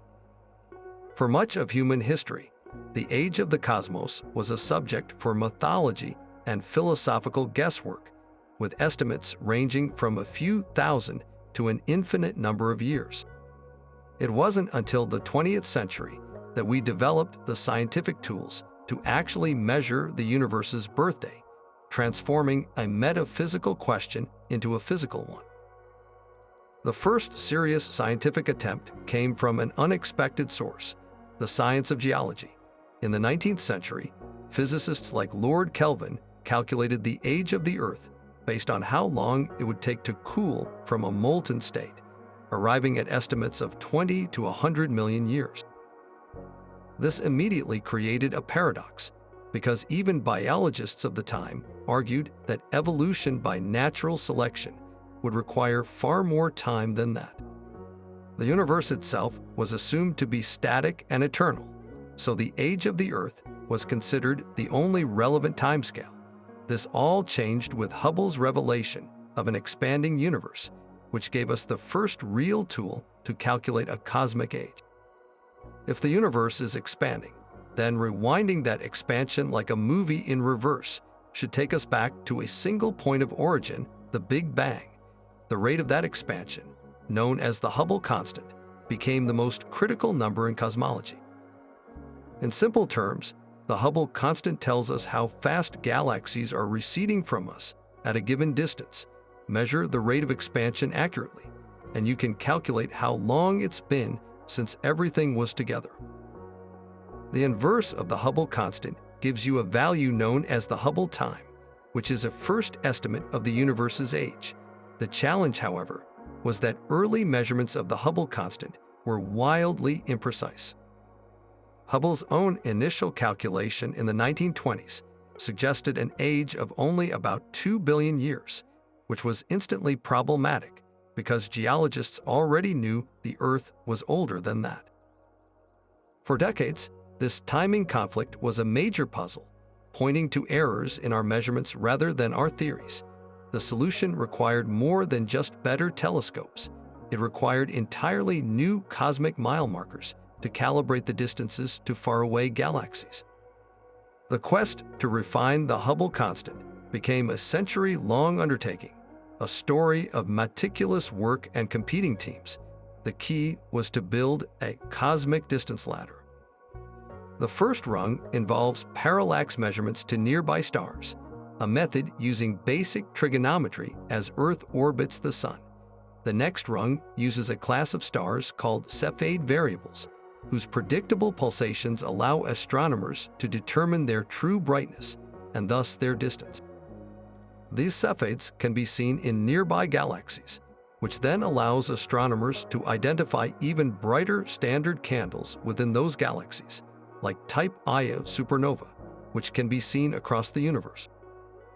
Each step on this ladder carries its own potential for error, and for years, different groups arrived at different values for the Hubble constant, leading to estimated ages for the universe that ranged from 10 to 20 billion years. But the expansion rate wasn't the only way to date the cosmos. Astronomers also looked inward to our own galaxy for completely independent checks. Two methods stood out: dating globular clusters and cooling white dwarfs. Globular clusters are dense spheres of hundreds of thousands of ancient stars that orbit the halo of our Milky Way. By studying the light from these clusters, astronomers can create a Hertzsprung Russell diagram, which plots stars' brightness against their color. The point where the majority of stars begin to turn off the main sequence and become red giants is a direct indicator of the cluster's age. The oldest globular clusters were consistently calculated to be between 12 and 13 billion years old. This provided a solid lower limit. The universe had to be older than the oldest stars it contained. The other method involves white dwarfs, the Earth-sized cores of dead stars that are left to slowly cool over eons like cosmic embers. By finding the faintest, coolest white dwarfs in a cluster, astronomers can essentially take their temperature and determine how long they've been cooling. This white dwarf cooling age also pointed to figures right around 13 billion years. These independent stellar clocks provided crucial confirmation that the universe was indeed ancient, but they still couldn't provide the precise, definitive number. That final, precise number came from an entirely different source: the cosmic microwave background, the Planck satellite, which mapped the CMB in exquisite detail, didn't measure the universe's age directly. Instead, it measured the subtle patterns in the temperature fluctuations of that ancient light. The size and distribution of these hot and cold spots are a rich source of information about the contents of the universe, the amounts of ordinary matter, dark matter, and dark energy. Plug these incredibly precise values into the equations of the standard model of cosmology, and out pops a value for the Hubble constant. From that, we get an age for the universe with astonishing accuracy, 13.8 billion years, with an uncertainty of just a few tens of millions of years, a blink of an eye on a cosmic scale. Why is this number so profoundly important? It's the ultimate foundation for our entire story of cosmic evolution. This timeline is the canvas upon which every event in the history of the universe is painted. It tells us that there was enough time after the Big Bang for the first atoms to form, for gravity to pull matter into the first stars and galaxies, and for those stars to forge the heavy elements necessary for planets and life. It provides the crucial time window for multiple generations of stars to be born, live, and die, seeding the cosmos with carbon, oxygen, iron, and all the other elements that make up our world and our bodies. Knowing the age allows us to create a coherent narrative from the first spark of fusion in a primeval star to the formation of our solar system 4.5 billion years ago. It places us in a flowing cosmic story, giving context to our existence and a timescale for the incredible journey from a hot, dense beginning to the rich and structured universe we see today. That number, 13.8 billion years, is more than just a measurement. It is the length of the universe's memory, the total amount of time that has been available for everything we know and are to have come into being. Yet for all the precise measurements that gave us an age and a composition for our universe, a far more radical idea was beginning to take shape, one that suggests our entire cosmos might not be unique at all, but merely one page in an infinite cosmic library. This concept, known as the multiverse, pushes the boundaries of science into realms that were once purely philosophical, and it arises not from wild speculation, but as a potential consequence of our most successful physical theories. The story of the multiverse begins with the very same theory that gave us our stunningly accurate baby picture of the cosmos, cosmic inflation. We already discussed how inflation, a period of exponential expansion in the universe's first fraction of a second, elegantly explains the uniformity and structure we see in the cosmic microwave background. But the physics that drives inflation, often described by an inflated field, has a peculiar property. According to quantum mechanics, fields don't have a single, definite value. They fluctuate. Think of the inflated field like a ball resting on a plateau at the top of a hill. For inflation to end, that ball needs to roll down into the valley below, releasing its energy to reheat the universe and create the hot soup of the Big Bang. But here's where it gets strange. Because of quantum effects, the ball doesn't roll down smoothly everywhere at once. In some regions of space, the field retains its high energy value, causing inflation to continue. In the regions where it drops, inflation stops and a universe like ours is born. This creates a startling scenario. While inflation ends in one patch, giving rise to a bubble universe, it continues unabated in the surrounding space, constantly creating new, disconnected regions where the process repeats. This is called eternal inflation, a self-replicating process that, once started, may continue forever, generating a vast, perhaps infinite, array of bubble universes, each with its own distinct properties. This isn't the only pathway to a multiverse suggested by modern physics. String theory, a leading candidate for a theory of quantum gravity that seeks to unify all fundamental forces, proposes that the fundamental constituents of reality are not point-like particles, but tiny, vibrating strings. For the math of string theory to work, it requires more than the three spatial dimensions we experience. It suggests there are additional, compactified dimensions, perhaps 6 or 7 of them, curled up into shapes too small for us to perceive. The specific way these extra dimensions are folded determines the laws of physics within that universe, such as the strength of gravity or the mass of an electron. The problem, or perhaps the feature, is that string theory allows for a colossal number of possible configurations. Estimates range from 10 to the 500 power up to 10 to the 2000 power. This is a number so vast, it dwarfs the number of atoms in our observable universe. If each solution represents a possible set of physical laws, then the string theory landscape implies a multiverse where different bubbles have completely different fundamental constants and laws of nature. What does this mean for our place in the cosmos? The philosophical implications are staggering. The multiverse concept offers a potential explanation for one of the most profound puzzles in science, the fine-tuning of the universe. We find ourselves in a cosmos with physical constants and laws that seem exquisitely calibrated for the emergence of complexity, stars, planets, and life. For instance, if the strength of the strong nuclear force were just a few % different, carbon atoms could not form in the hearts of stars, making our kind of chemistry impossible. If dark energy were significantly stronger, the universe would have expanded too rapidly for any galaxies to ever form. In a unique universe, this apparent fine-tuning seems like an incredible coincidence, perhaps even pointing to a designer. But in a multiverse, the mystery evaporates. If there are an infinite number of universes, each with a random set of physical parameters, then it's no surprise that we find ourselves in one of the rare, habitable ones. We could not exist in the overwhelming majority of universes that are sterile or stillborn. This reasoning is known as the anthropic principle. Of course, the multiverse remains highly speculative and is fiercely debated. A major criticism is that by its very nature, these other universes are causally disconnected from our own. We cannot observe them, interact with them, or receive any signals from them.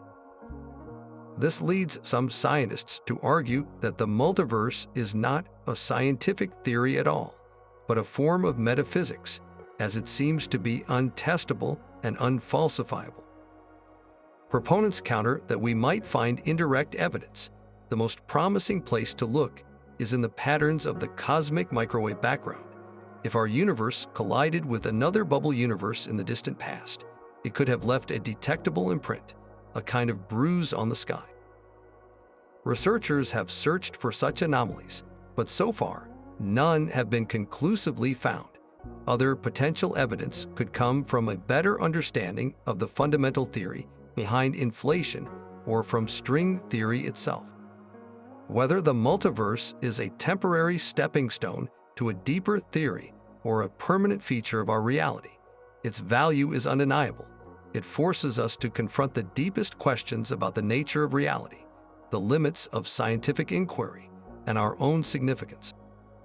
It challenges the Copernican principle, the idea that we do not occupy a privileged position in the universe, by suggesting that while our local universe is ordinary, the entire framework of physical law that we take for granted may be entirely provincial. It expands the canvas of reality from a single masterpiece to a gallery of endless possibilities, a concept that is as humbling as it is awe-inspiring, reminding us that the greatest discoveries often don't just provide answers, but open doors to even grander and more mysterious questions. For generations, Mars has captivated the human imagination as a world of possibility, a reddish beacon in our night sky that has symbolized everything from a god of war to a potential home for an alien civilization. But it wasn't until we finally sent our robotic emissaries to visit that we began to uncover the truth about our neighboring planet, a truth that transformed it from a barren, dusty relic into a world with a surprisingly wet and dynamic past. The journey to find water on Mars is a story of incremental discovery, a puzzle whose pieces were collected over decades by a fleet of orbiters, landers, and rovers, each one building on the last to paint a stunning portrait of a world that once looked strikingly familiar. The first major clue arrived with NASA Mariner 9 mission in 1971, the first spacecraft to orbit another planet. As it arrived at Mars, a global dust storm was raging, obscuring the entire surface. But as the storm finally settled, Mariner 9 cameras revealed a landscape that left scientists speechless. Instead of a cratered wasteland, they saw gigantic volcanoes, a canyon system that dwarfed the Grand Canyon, and most importantly, features that looked unmistakably like dry riverbeds snaking, branching channels that could only have been carved by flowing liquid water. This was a revolutionary moment. It proved that Mars was not a static, dead world, but a place with a complex geological history, a climate once warm enough, and an atmosphere once thick enough for water to flow freely across its surface. The next major leap forward came with the Viking orbiters in the late 1970s, which provided even higher resolution images. These pictures showed not just river valleys, but colossal flood channels, scars from biblical-scale cataclysms, where massive underground reservoirs had likely burst through the surface, carving out landscapes in a matter of days or weeks. The evidence for a watery past was becoming overwhelming, but it was all morphological, based on shapes and landscapes.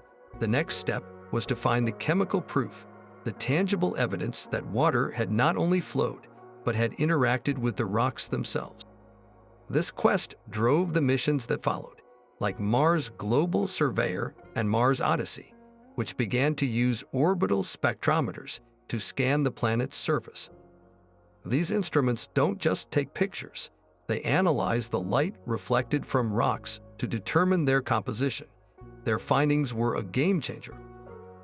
They detected the clear spectral signature of clay minerals and hydrated sulfates, types of minerals that can only form in the presence of neutral, non-acidic water over long periods. It was the first chemical confirmation that Mars didn't just have fleeting floods. It had persistent bodies of water, like lakes and perhaps even oceans, that were potentially habitable. This set the stage for the rovers, our robotic field geologists. The twin rovers Spirit and Opportunity, which landed in 2004, were tasked with following the water. Opportunity, in particular, struck gold. It landed inside a small crater and immediately found itself surrounded by bedrock that was layered and rippled, exactly like sedimentary rock formed at the bottom of an ancient body of water. It analyzed hematite spheres, nicknamed blueberries, that form in saturated soils, and found rocks rich in sulfur that suggested they had been soaked in briny water. Spirit, on the other side of the planet, found evidence of past hydrothermal systems where hot water had circulated through rocks, an environment that on Earth is teeming with microbial life. But the crown jewel of this search is the Curiosity rover, a car-sized laboratory that has been exploring Gale Crater since 2012. Curiosity's mission was to assess whether Mars ever had environments capable of supporting life. It didn't take long to find a definitive answer. The rover quickly discovered an ancient lakebed with fine-grained mudstones that were deposited in still, fresh water billions of years ago. Most importantly, it drilled into these rocks and analyzed their chemistry, finding the key building blocks of life: carbon, hydrogen, nitrogen, oxygen, phosphorus, and sulfur, all within an environment that was not only wet, but also had a chemical energy source that microbes could have used for food. Curiosity proved that Gale Crater was once a habitable environment, a place where life could have arisen if it ever did on Mars. And the story of water on Mars isn't just confined to the distant past.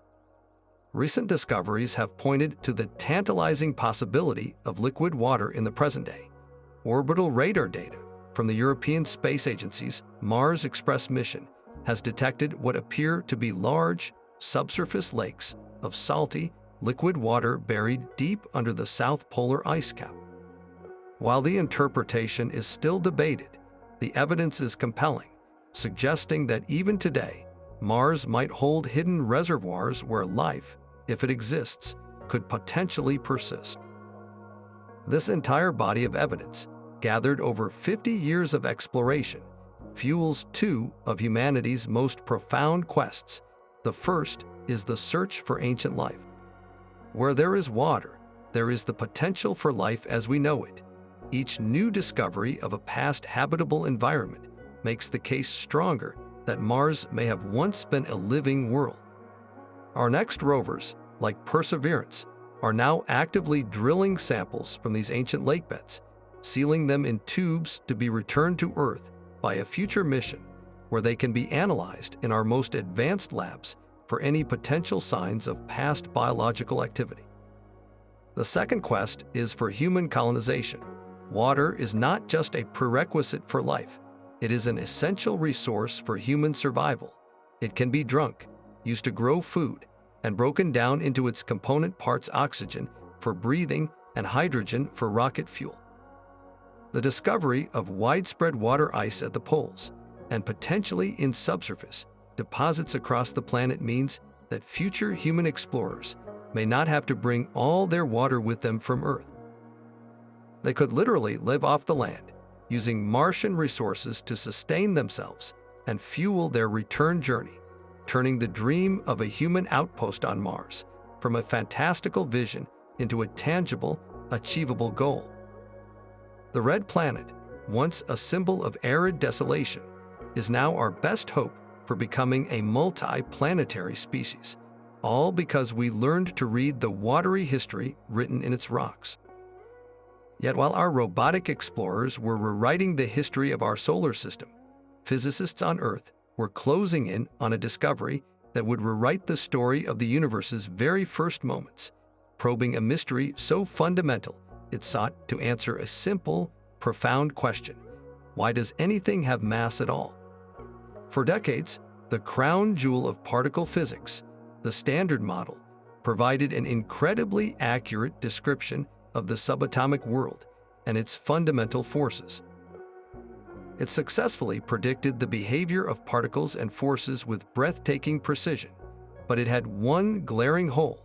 The mathematics of the model required that particles like electrons and quarks be massless, which we know from observation is patently false. If they were truly massless, atoms would never form, stars would never shine, and the universe would be a featureless sea of light-speed energy.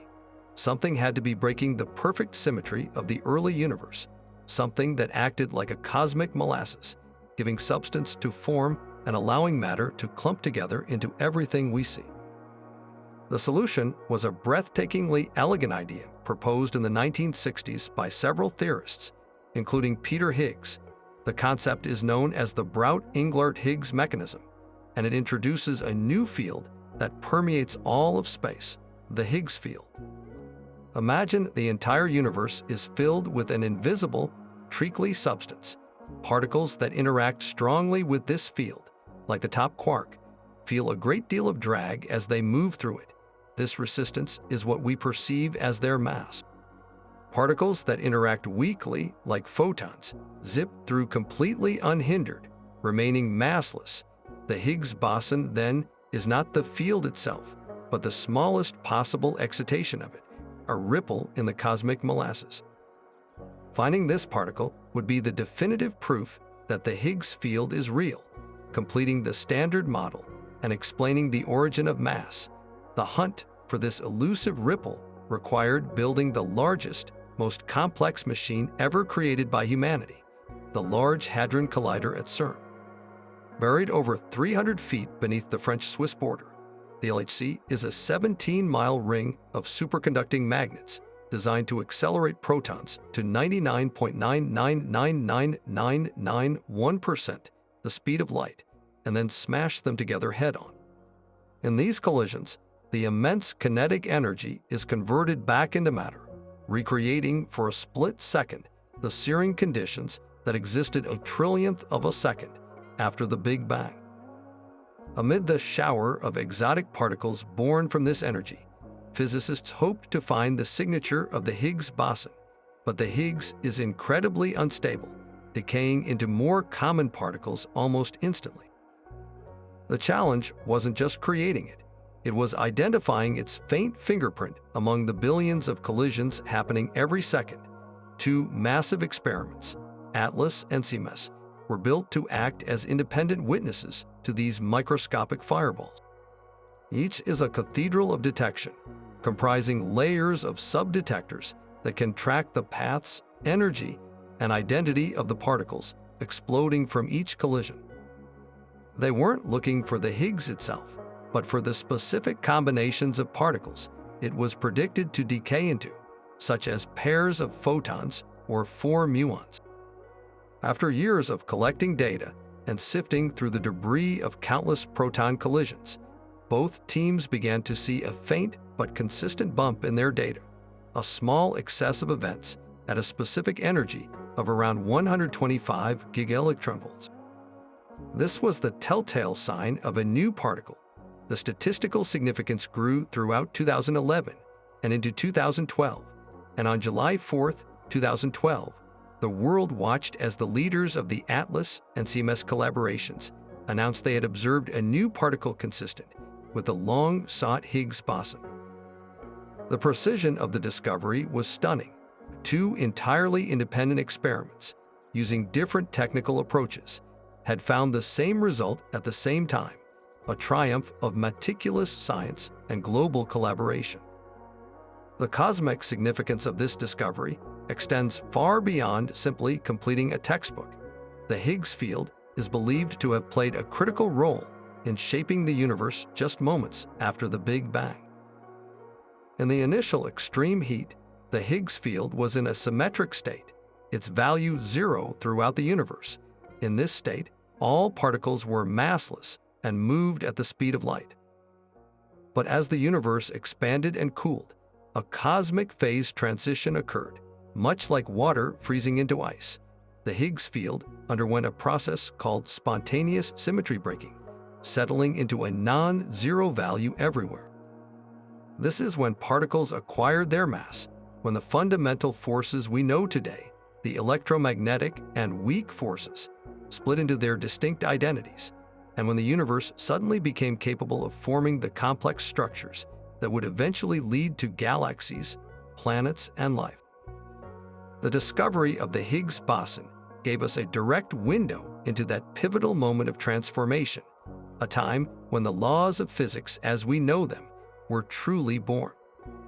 It confirmed that mass is not an inherent property, but a gift from an invisible field that gives the universe its texture and substance, a fundamental interaction that makes our material existence possible. And if the discovery of the Higgs boson gave us a glimpse into the universe's earliest moments, then our next revelation pulled back the curtain on the grand stage that resulted, the breathtakingly immense and intricate architecture into which all matter is arranged. For centuries, our view of the cosmos was limited to individual points of light, stars, then galaxies, then clusters of galaxies. But it wasn't until the dawn of large-scale digital sky surveys that we could step back far enough to see the forest for the trees, revealing a structure so vast and beautiful it redefined our understanding of cosmic evolution. This is the story of how we mapped the cosmic web, the largest pattern in nature. The quest began in earnest with projects like the Sloan Digital Sky Survey, or SDSS, which started mapping the universe in the late 1990s. This wasn't your typical astronomy with an astronomer peering through an eyepiece. This was industrial-scale cosmology, using a dedicated telescope equipped with a colossal digital camera and a sophisticated spectrograph. The SDSS began automatically scanning the sky, night after night. Its goal was audacious: to create a 3-dimensional map of the universe by measuring not just the positions, but also the distances to millions of galaxies.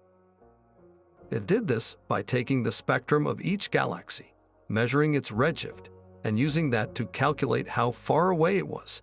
The result was a growing point cloud of data, each point representing an entire galaxy, its position plotted in 3-dimensional space. As this cosmic census grew, a pattern began to emerge from the noise, a pattern that was both expected and still utterly shocking to see. What the data revealed was not a random scattering, not a uniform distribution, but a delicate, lace-like structure of astonishing complexity. Galaxies are not strewn randomly through space.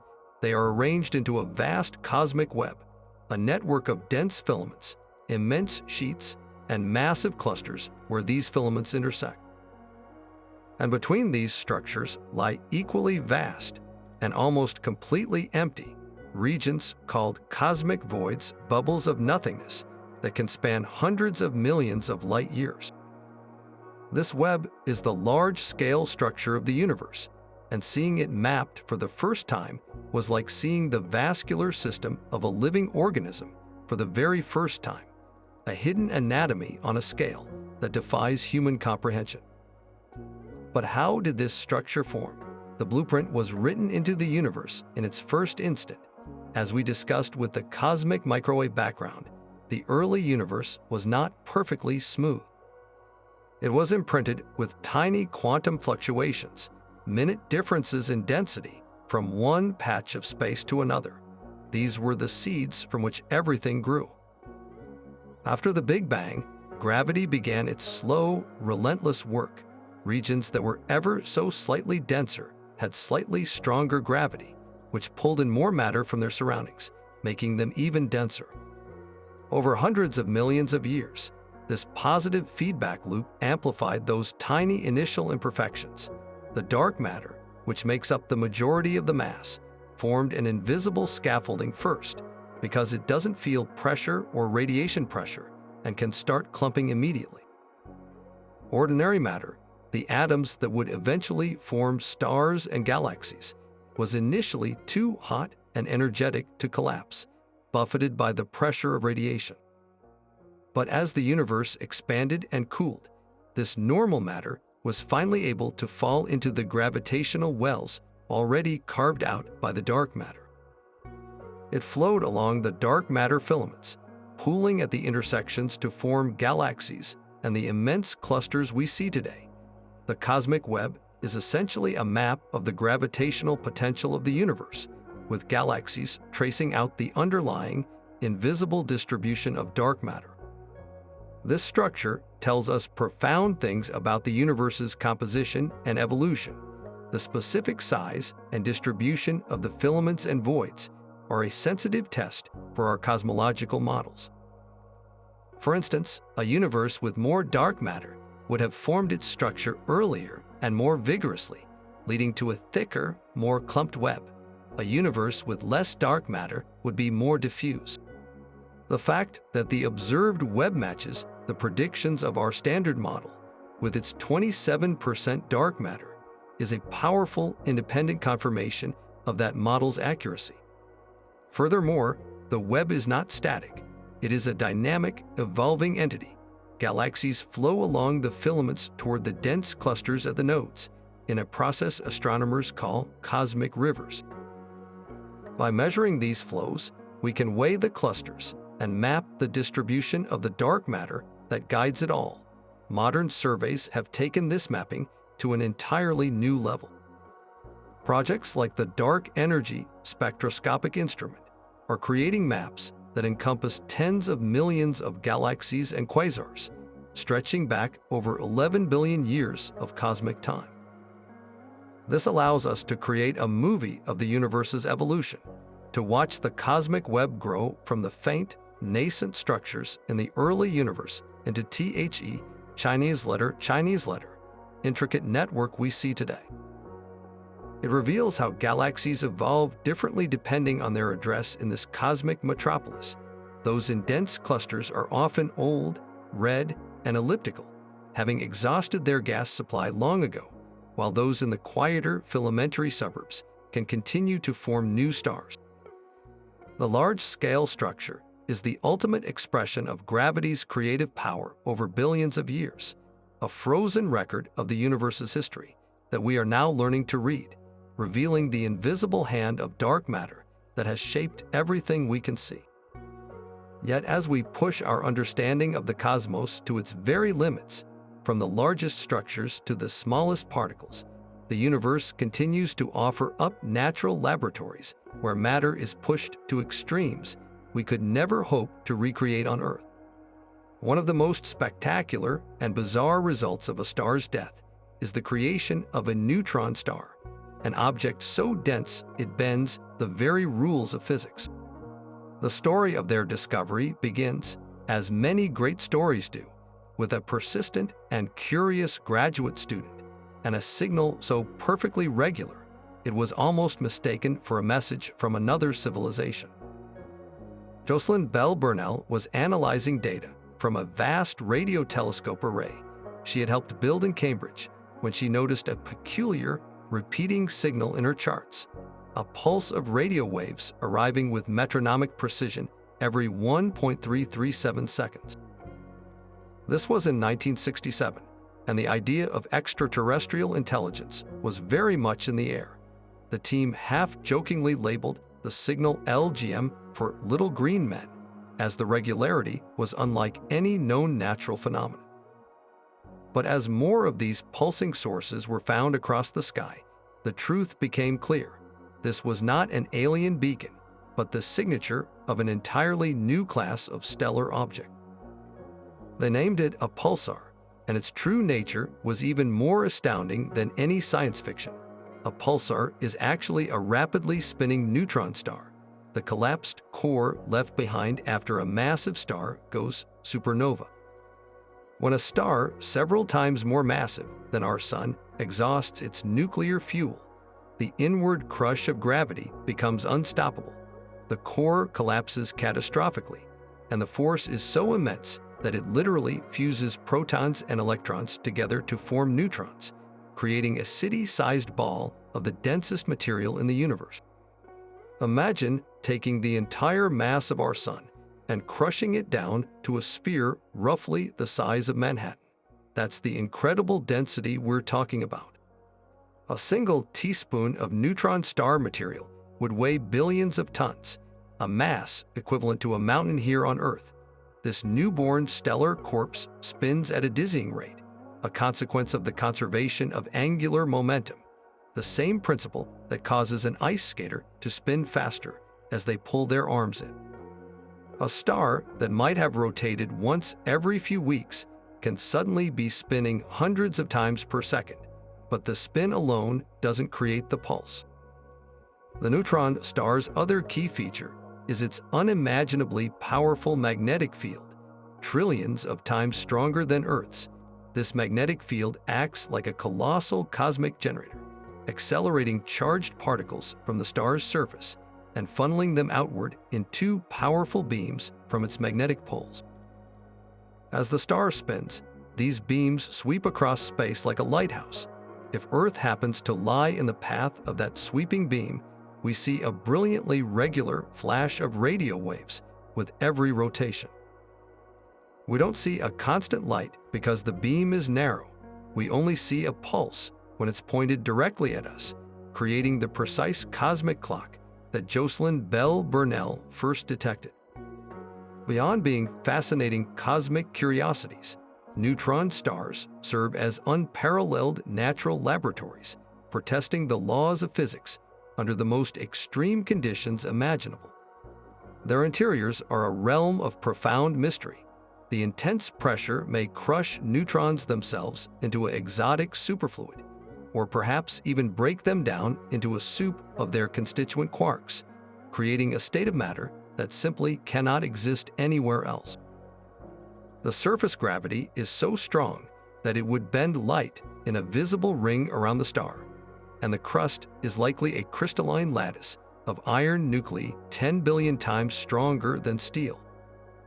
Studying how these objects behave, pulse, and occasionally glitch, suddenly spinning faster due to a starquake or a sudden unpinning of superfluid vortices in their interior, gives us direct insight into the behavior of matter at nuclear density. Their role in the cosmic ecosystem was further cemented with the discovery of binary neutron star systems. In 2017, the LIGO and Virgo gravitational wave observatories detected ripples in spacetime from the collision of two neutron stars over 100 million light-years away. This event, and the brilliant kilonova explosion that followed, was a scientific bonanza. It confirmed that these incredible collisions are the universe's primary forge for heavy elements like gold, platinum, and uranium. The gold in your jewelry was likely born in the violent aftermath of two dead stars crashing together billions of years ago. The discovery of neutron stars opened a window into a realm of extreme density, gravity, and nuclear physics, proving that the end of a star's life is not an end at all, but the beginning of a strange and powerful new chapter in the life cycle of the cosmos. But even as we peer into the hearts of distant stars and the fabric of spacetime itself, some of the most intriguing puzzles have come from close to home, from the silent journeys of our own robotic explorers as they travel the vast ocean between the planets. In the 1980s, as scientists meticulously tracked the twin Pioneer 10 and Pioneer 11 spacecraft, they noticed something was subtly wrong. These pioneers, the first human-built objects on their way out of the solar system, were not quite where they were supposed to be. An incredibly tiny, unexplained force appeared to be acting on them, a faint but persistent deceleration pulling them back toward the sun. This minuscule discrepancy, which became known as the Pioneer anomaly, would become a classic example of how a tiny, unanticipated signal can ignite a decades-long scientific detective story, forcing a profound re-examination of our understanding of physics and the nature of deep space itself. The anomaly itself was almost imperceptibly small. It was equivalent to a constant acceleration toward the sun of just about 8.74 times 10 to the negative 10th meters per second squared. To put that into perspective, it's a force 10 billion times smaller than the gravity we feel pulling us to the ground here on Earth. You would never notice such a thing in your daily life, but for spacecraft on trajectories that take them billions of miles across the solar system over decades, this tiny effect adds up. It was like having a constant, gentle headwind in the vacuum of space, and it showed up clearly in the Doppler shift of the radio signals used to track the probes. As the decades passed and the pioneers kept flying, the anomaly didn't go away. The gap between their predicted position and their actual position grew wider and wider. Naturally, such a mysterious finding set off a frenzy of speculation within the physics community. Could this be the first hint of a failure in our understanding of gravity itself? Perhaps Newton's law of universal gravitation, or even Einstein's general relativity, needed a slight modification over very large distances. Some theorists proposed the existence of new, exotic particles like dark matter streaming through the solar system, exerting an additional drag. Others wondered if it was an effect of the spacecraft's incredible distance from the sun, a realm we had never before been able to test our theories with such precision. For a time, the Pioneer anomaly was a tantalizing loose thread in the tapestry of physics, a hint that there might be entirely new physics waiting to be discovered just beyond the orbit of Pluto. The real answer, however, turned out to be far more mundane, yet in its own way, just as brilliant. A large international team of scientists undertook a monumental effort to solve the mystery, poring over decades of engineering data and constructing intricate thermal models of the 40-year-old spacecraft. The Pioneers are powered by the decay of plutonium in their radioisotope thermoelectric generators, and this process generates a significant amount of heat. The spacecraft were designed to radiate this waste heat away into space to prevent overheating. The team realized that this heat radiation was not perfectly symmetric. The heat was being emitted preferentially from the rear-facing side of the craft, the side that held the generators, and that also happened to be pointed toward the sun. This created a tiny but very real recoil force. In the vacuum of space, even photons carry momentum. When they are emitted in one direction, they impart a tiny push in the opposite direction. It's the same principle behind solar sails. The Pioneer probes were, in effect, acting as their own very faint photon rockets, with the unintended thrust always pointed back toward the sun, creating the illusion of an extra tug from the sun's gravity. The painstaking process of accounting for every watt of thermal power, every bolt and bracket on the spacecraft structure, and how each component radiated heat ultimately closed the case. The anomalous acceleration could be almost entirely explained by this thermal recoil force. It was a triumph of meticulous forensic engineering, a reminder that before we invoke radical new physics, we must first exhaust every possible mundane explanation. The resolution of the Pioneer anomaly didn't lead to a Nobel Prize for a new fundamental force, but it did something perhaps more important. It demonstrated the incredible precision of our deep space navigation and the rigorous, self-correcting nature of the scientific process. A mystery that once threatened to overturn our understanding of gravity was solved by carefully counting photons. The legacy of the Pioneer anomaly lives on in every mission we send into the void. It taught us to be exquisitely aware of every possible non-gravitational force acting on a spacecraft, from the subtle pressure of sunlight itself to the even more subtle emission of its own internal heat. This understanding is crucial for missions that require absolute precision, like those testing fundamental physics. For example, any future attempt to directly measure the gravitational constant with deep space probes would have to account for these thermal effects with incredible accuracy. The story is a powerful lesson in humility and diligence. It shows that the universe often speaks in whispers, and that sometimes the most profound discoveries are not about finding something new, but about understanding the intricate details of our own creations with such exquisite care that we can hear the faint but meaningful hum of reality itself. But for all the precision of our orbital mechanics and the careful accounting of every photon of waste heat, the universe still holds onto mysteries that defy any conventional explanation, moments where the data presents us with a signal so perfectly strange that it captures the imagination of the entire world. This brings us to one of the most tantalizing and enduring puzzles in the history of astronomy, an event that lasted for just 72 seconds but has been debated for decades.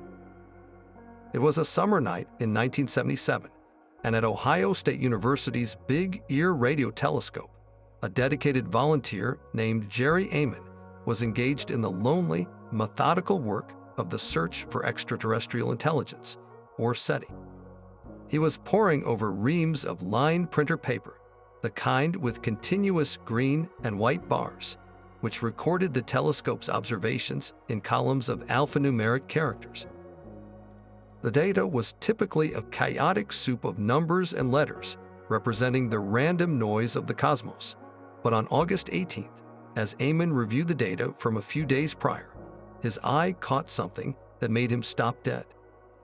There, amidst the noise, was a vertical column of characters so unexpected that he circled it in red pen and simply wrote "Wow" in the margin.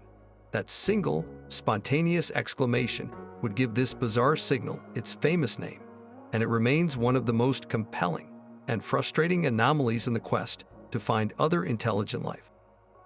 So what made this signal so special?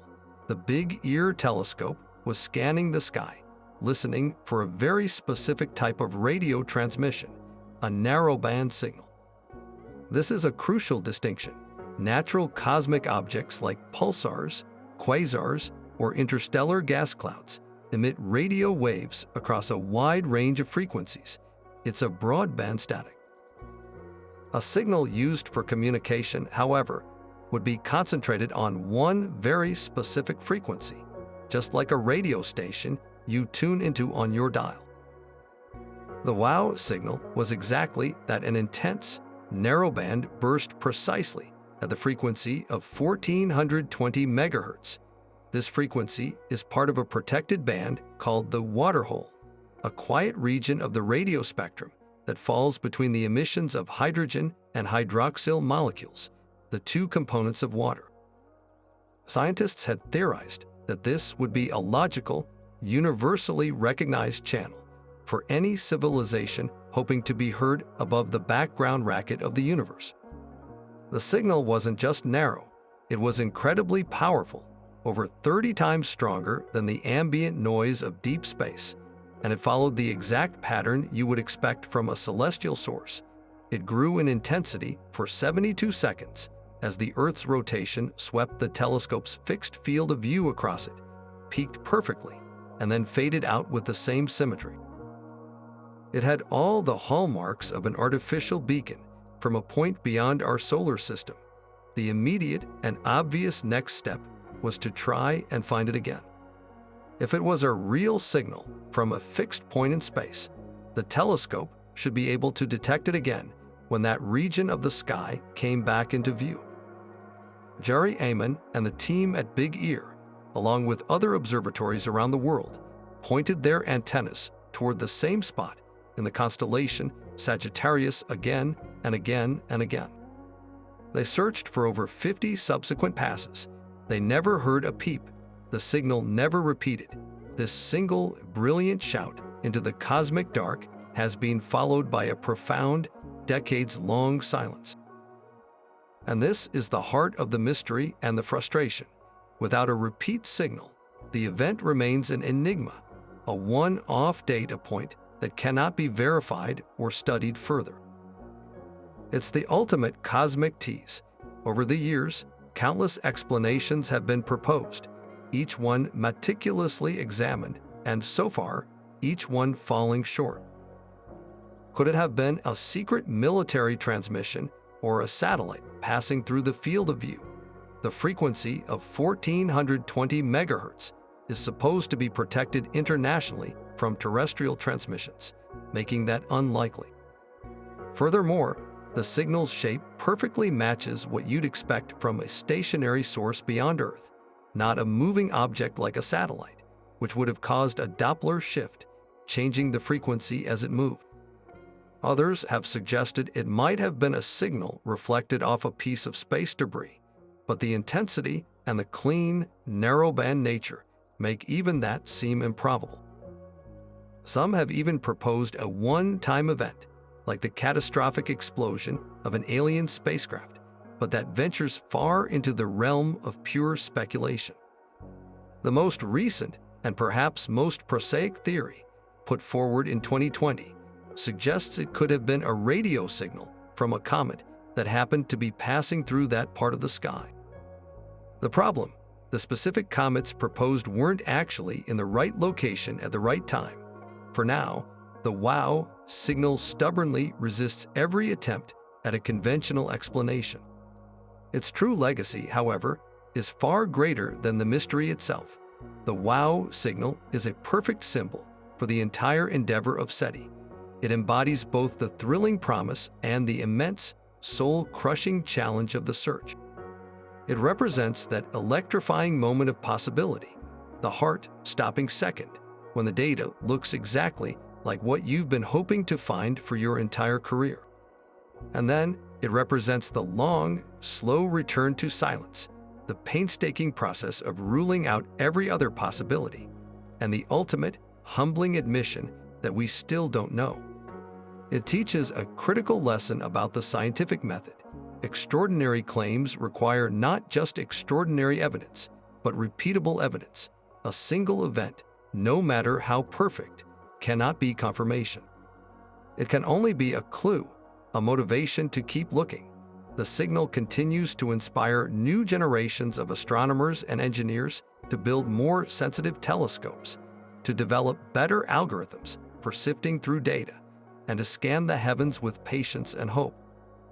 It stands as a reminder that the universe is vast and full of surprises, and that the most profound discovery in human history might be waiting as another faint, silent line on a data readout, just waiting for another curious mind to notice it and perhaps circle it in red. Yet even as we listen for whispers from other civilizations and solve the mysteries of our own spacecraft, a new chapter in cosmic observation is already unfolding, one that promises to peel back layers of the universe we never knew existed. Perched a million miles from Earth, at a gravitationally stable point known as Lagrange Point 2, the James Webb Space Telescope represents the pinnacle of our astronomical ambition. Unlike its predecessor, Hubble, which primarily sees invisible and ultraviolet light, Webb is an infrared telescope, a design choice that fundamentally changes what we can see. Infrared light has longer wavelengths than visible light, allowing it to slip through cosmic dust clouds that normally obscure our view. More importantly, because the universe is expanding, the light from the most distant objects is stretched, or redshifted, as it travels across space. The light from the very first galaxies has been stretched so far that it has shifted entirely from the visible spectrum into the infrared. Hubble could only glimpse the edges of this era, but Webb was built to see it directly, to act as a time machine peering into an epoch just a few 100 million years after the Big Bang. And what it has seen there is already forcing a profound rewrite of cosmic history.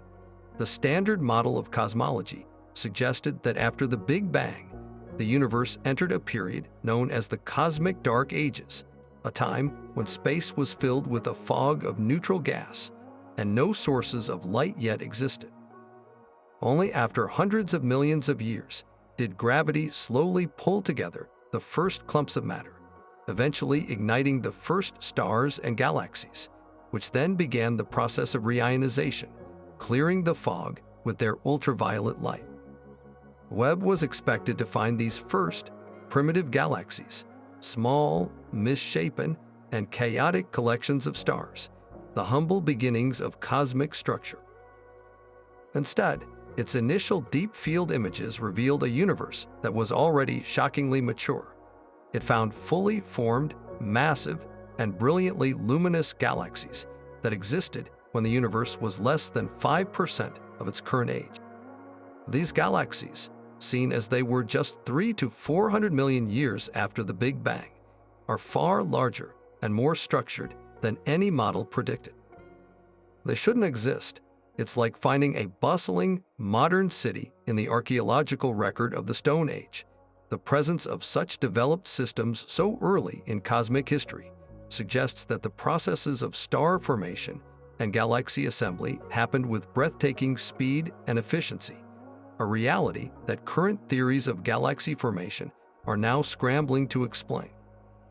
Beyond rewriting the story of galaxy formation, Webb is revolutionizing our search for habitable worlds.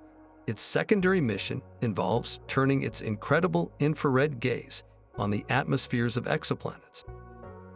When a planet transits or passes in front of its host star, a tiny fraction of the star's light filters through the planet's atmosphere. Different molecules in that atmosphere absorb specific wavelengths of light, leaving behind a unique chemical fingerprint in the starlight. Webb's powerful spectrographs are designed to read these fingerprints. In one of its early breakthroughs, the telescope observed the exoplanet WASP 39b, a gas giant orbiting a star 700 light-years away. In its atmosphere, it found the unambiguous signature of carbon dioxide, marking the first time this gas had ever been definitively detected on a world outside our solar system. This is far more than just a technical first. Carbon dioxide is a key component of planetary atmospheres and a crucial gas to understand a world's habitability and history. In other systems, Webb has detected water vapor, sulfur dioxide, and even silicate cloud features, providing a level of detail about alien weather and chemistry that was pure fantasy just a decade ago. The telescope's potential extends to the search for the building blocks of life itself. While it hasn't yet found incontrovertible evidence of biology on another world, it is now capable of looking for biosignatures, chemical imbalances in an atmosphere that could be produced by living organisms.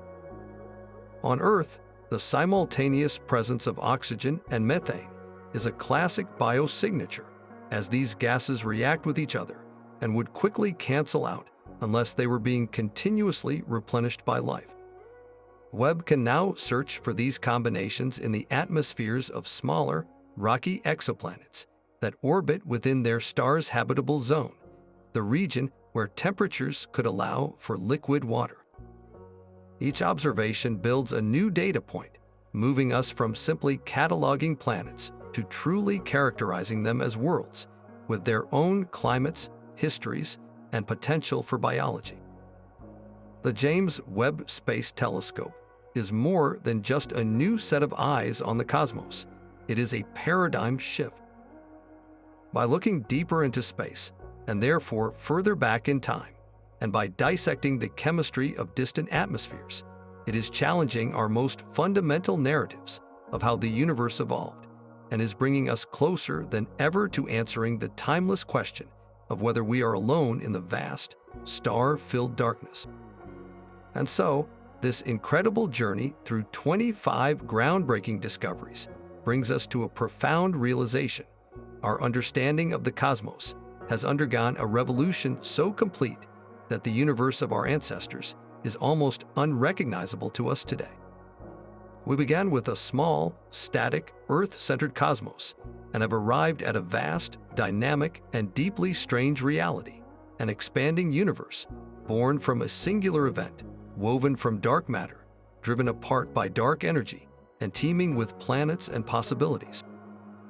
It's a transformation built not on a single eureka, a moment, but on a cascade of insights, each one peering a little deeper and challenging our assumptions a little further. From the faint afterglow of creation to the gravitational waves from colliding black holes, every discovery has been a piece of a grander puzzle, revealing a cosmos far more magnificent and humbling than we ever dreamed. What ties all these revelations together is a unifying theme of connection and dynamism. We've learned that we are intrinsically linked to the cosmos, not just as observers, but as products of its evolution. The carbon in our cells was forged in the hearts of long-dead stars. The gold in our jewelry was minted in the violent collisions of neutron stars, and the very expansion of space itself is written into the fabric of our reality. We are not merely living in the universe, we are the universe becoming aware of itself. This perspective dissolves the old idea of a cold, empty void and replaces it with a living, breathing, and ever-changing system, one with a history, a future, and a set of rules we are still learning to read. Yet for all we have uncovered, the greatest lesson might be how much remains hidden. The fact that 95% of the universe is made of substances, dark matter, and dark energy that we cannot see, touch, or fully comprehend is not a failure of science, but its most exciting challenge. It is an open invitation to the next generation of explorers, thinkers, and dreamers. The journey is far from over. New telescopes will peer back to the very first moments of time. New experiments will hunt for the particles that make up the dark universe, and new missions will land on distant worlds, perhaps one day answering that ancient question of whether we are alone. This isn't the end of a story. It's the end of a single, thrilling chapter. The universe has shown us its wonders, but it has saved its deepest secrets for those who remain curious, who are willing to question, and who look up at the starry sky not with a sense of finality, but with an insatiable desire to see what happens next.